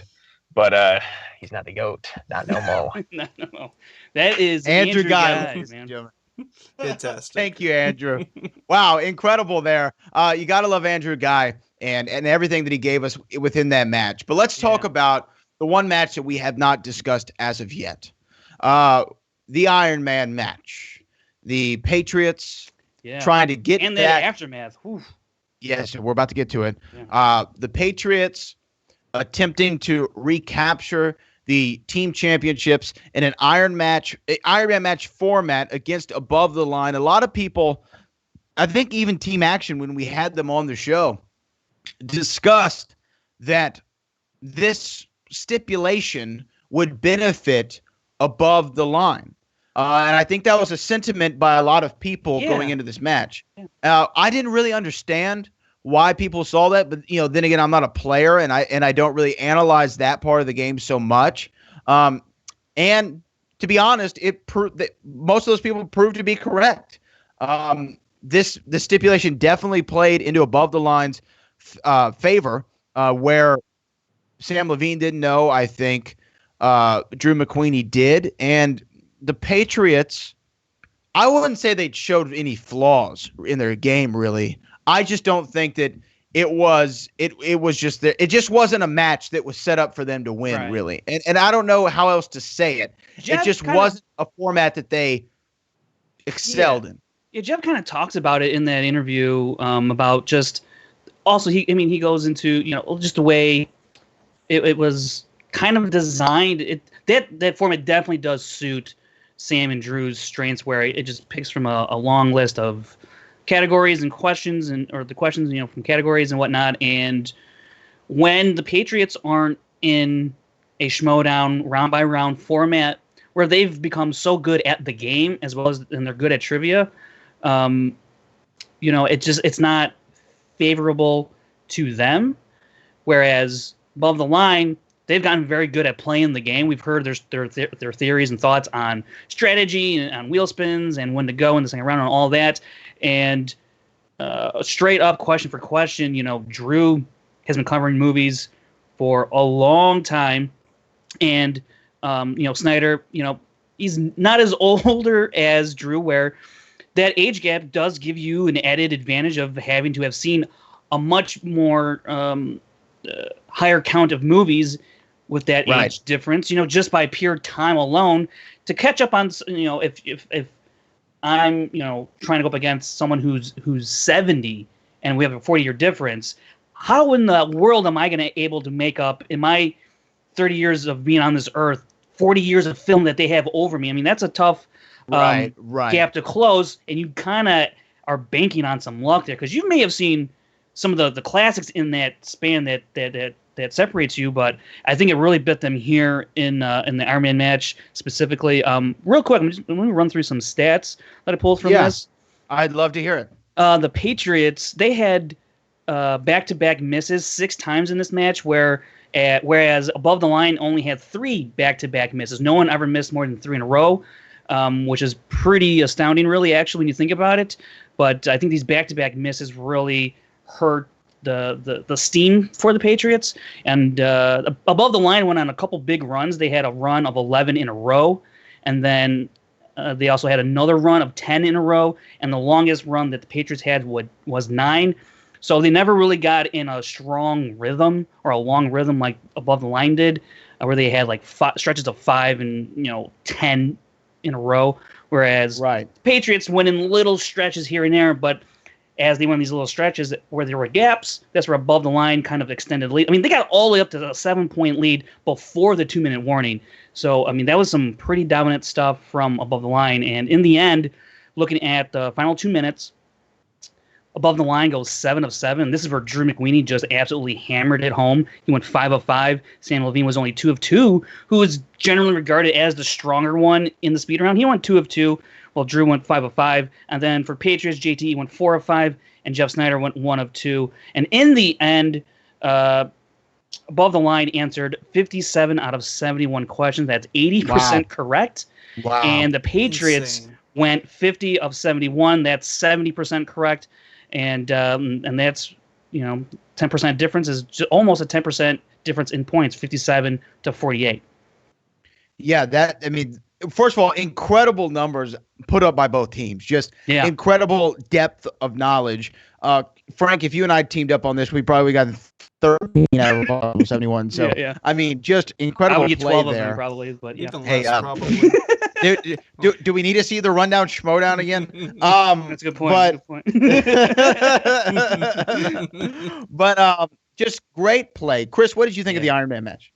I mean, it was what I never saw before. I don't know if you guys ever thought about it. I never saw the amount of sweat and exhaustion perspiring from a competitor than I did from Drew McWeeny and Sam Levine after that was finished. I was impressed by what they did. I really was. That takes a lot of stamina, and I would not wish that kind of match on my worst enemy, just because it just seems like it's probably one of the hardest things to do. It really seems like it's really, really hard on you. It's really like it's a sport. It's a mental sport, and you're going through that mental sport for 30 minutes under that much pressure. They have to be commended. All of them do. I mean, the 10% difference is a 10% difference, but I feel like the Patriots still did a solid job. For a little reference, I'm sorry, Chris. Go ahead. Finish. No, for a little reference, Bibbiani in the free for all, he went through 104 questions. And got 87. So I mean, and he had to pee. And he had to pee. And these teams went through 71 questions. So a 30-question difference is a lot, but still, I mean, you're talking a hell of a lot. It's Jesus. I just mean like that just impressed me. That kind of stamina is the best thing about the Schmoedown. It's just that McWeeny in the free for all went through 55, so he's been in this question territory before. So I mean, just an incredible performance by both competitors. I mean, both teams. But what seems to be the better team won. It's kind of been the Above the Line era here for the better part of this season. Really, it felt like things were swinging their way. It felt like there was only so much the Patriots could do in terms of title defenses before.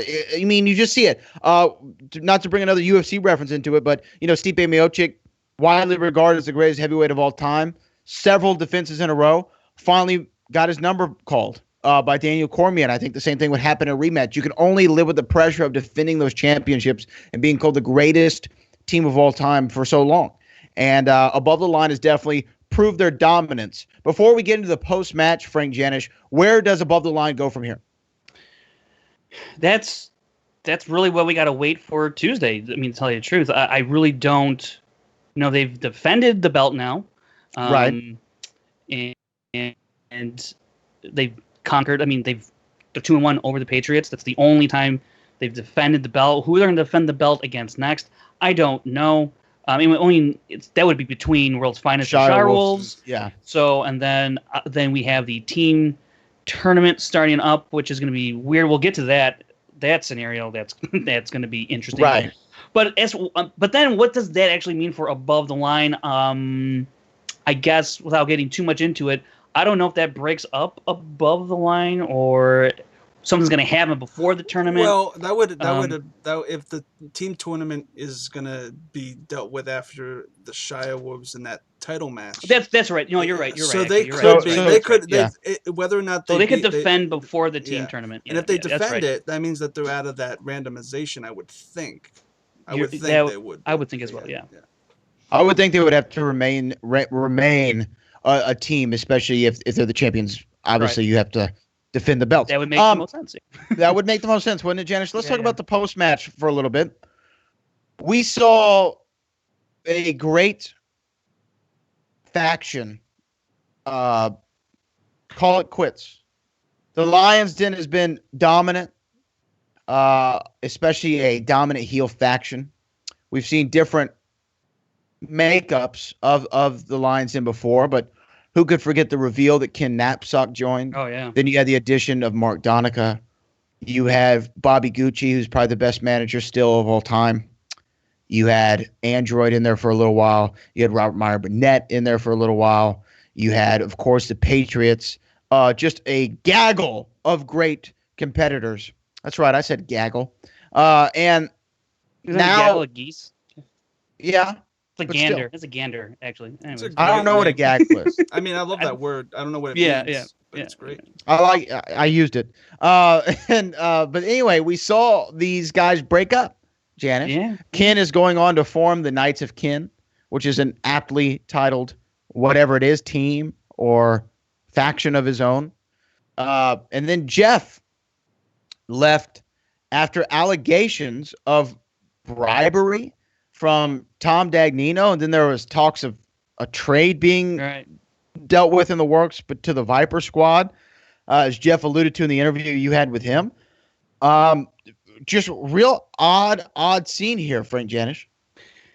Yeah, I mean, I think I've seen people in the Facebook page and comments elsewhere, Twitter and all that stuff, that the writing was kind of on the wall that if they were to lose this match, that this would be the end for the Patriots, if not altogether the Lions Den, and that's exactly what happened here, due to some finagling that we saw throughout the entire Collision event, with Kalinowski dropping off these letters to certain individuals. You had Jay, Donica, Dagnino, Ken previously in another episode before the Collision. By JP. Yep. Right, JP from Take 70-100, whatever it is. So now, but then Jeff apparently had heard some things, and Dagnino denied it, and Jeff was like, "I'm bouncing anyways." And then Dagnino was like, "Yeah, I was gonna try and trade him." So but then you got Ken, like you said, forming Knights Ken. I would like to believe he's going to bring along Mark Donica to his side. They seem very close from the very beginning. Once he joined the Den, we've seen Ken there for his Inner Geekdom matches and whatnot. But you still have that bromance between JTE and Bobby Gucci, just like in the old days. It's kind of a bittersweet moment if you're a Patriots Lions Den fan, because the Lions Den is no more. However, you do get the old tandem, the old box office breakdown tandem between Bobby Gucci and JTE. What happens from here for Jeff? What actually happens with Ken, Donica, I'm assuming, and perhaps in regards to Kalinowski? I'm not sure. It's going to be After today's events and the Collider event, it is a very different landscape in the Schmoedown altogether. It feels like we're starting from scratch almost. It feels like a page one rewrite in a lot of ways. And I'm interested to see, especially how the events of the Collider collision play into next Tuesday, which we're supposed to hear from the champion Sam Levine, and who all knows what Mike Kalinowski is going to do. Because I think the Lions Den breakup was in large part due to Mike Kalinowski. I can't prove it. There's some circumstantial evidence, but I think that in the weeks to come, we're going to find out exactly what was in those letters and exactly what's going on here. Because I mean, Chris, you sound like you want to chime in here. Do you think that Mike Kalinowski was behind this? Oh, I was just agreeing, but yeah, like he literally gave Ken that letter. I'm assuming that this is probably going to build off to something, maybe dealing with that anarchy thing you guys are probably going to talk about in a second. Right. Yeah. I mean, the name is in their name, the Lions Den, Lion King, Circle of Life, things die and resurrect. I think I'm pulling from. Who's Mufasa? Yeah, maybe. I don't know if that's Is Dagnino pulling Mufasa? Yeah. And Dagnino's for Ken sure Scar? Rafiki. Oh, yes. Yeah, but maybe that's stretching it a bit. But yeah, we need someone to like create a design or a shirt where everyone is some character from Lion King. Yeah. I mean, look, let's fantasy cast real quick. Yeah. Dagnino is definitely Rafiki. Is he one of the hyenas? No, he's Rafiki. He's Rafiki. I think Jeff Snyder wasn't he Zazu? I don't think he's Scar. You don't think it's Zazu? No, I think he's Zazu. I think Ken is Scar. Okay. Ken Scar. What does the chat say? Let the chat fantasy cast. Yeah, Ken is cast Scar. JTE is Pumbaa. Well, if he's Pumbaa, then Bobby Gucci's got to be Timon. Then, kind of by default, they're a tandem. You know what? I like that better. Timon and Pumbaa, Bobby Gucci and JTE. This is fantastic. That's great. Donica is Simba. I Young like Lion I could like be the it. king. I Could like be the it. king. Bingo. So I like it a lot. I'm not exactly sure. Then Ken's got to be Mufasa. Ken is Scar, man. Ken Scar. He let Rachel die. He let Rachel fall off that cliff into the stampede. That's what happened. So, but off of our fantasy casting of the Lion King, I do think that this was an interesting way for the collision to end, but it got another twist and turn in there with the puppeteer being puppeted.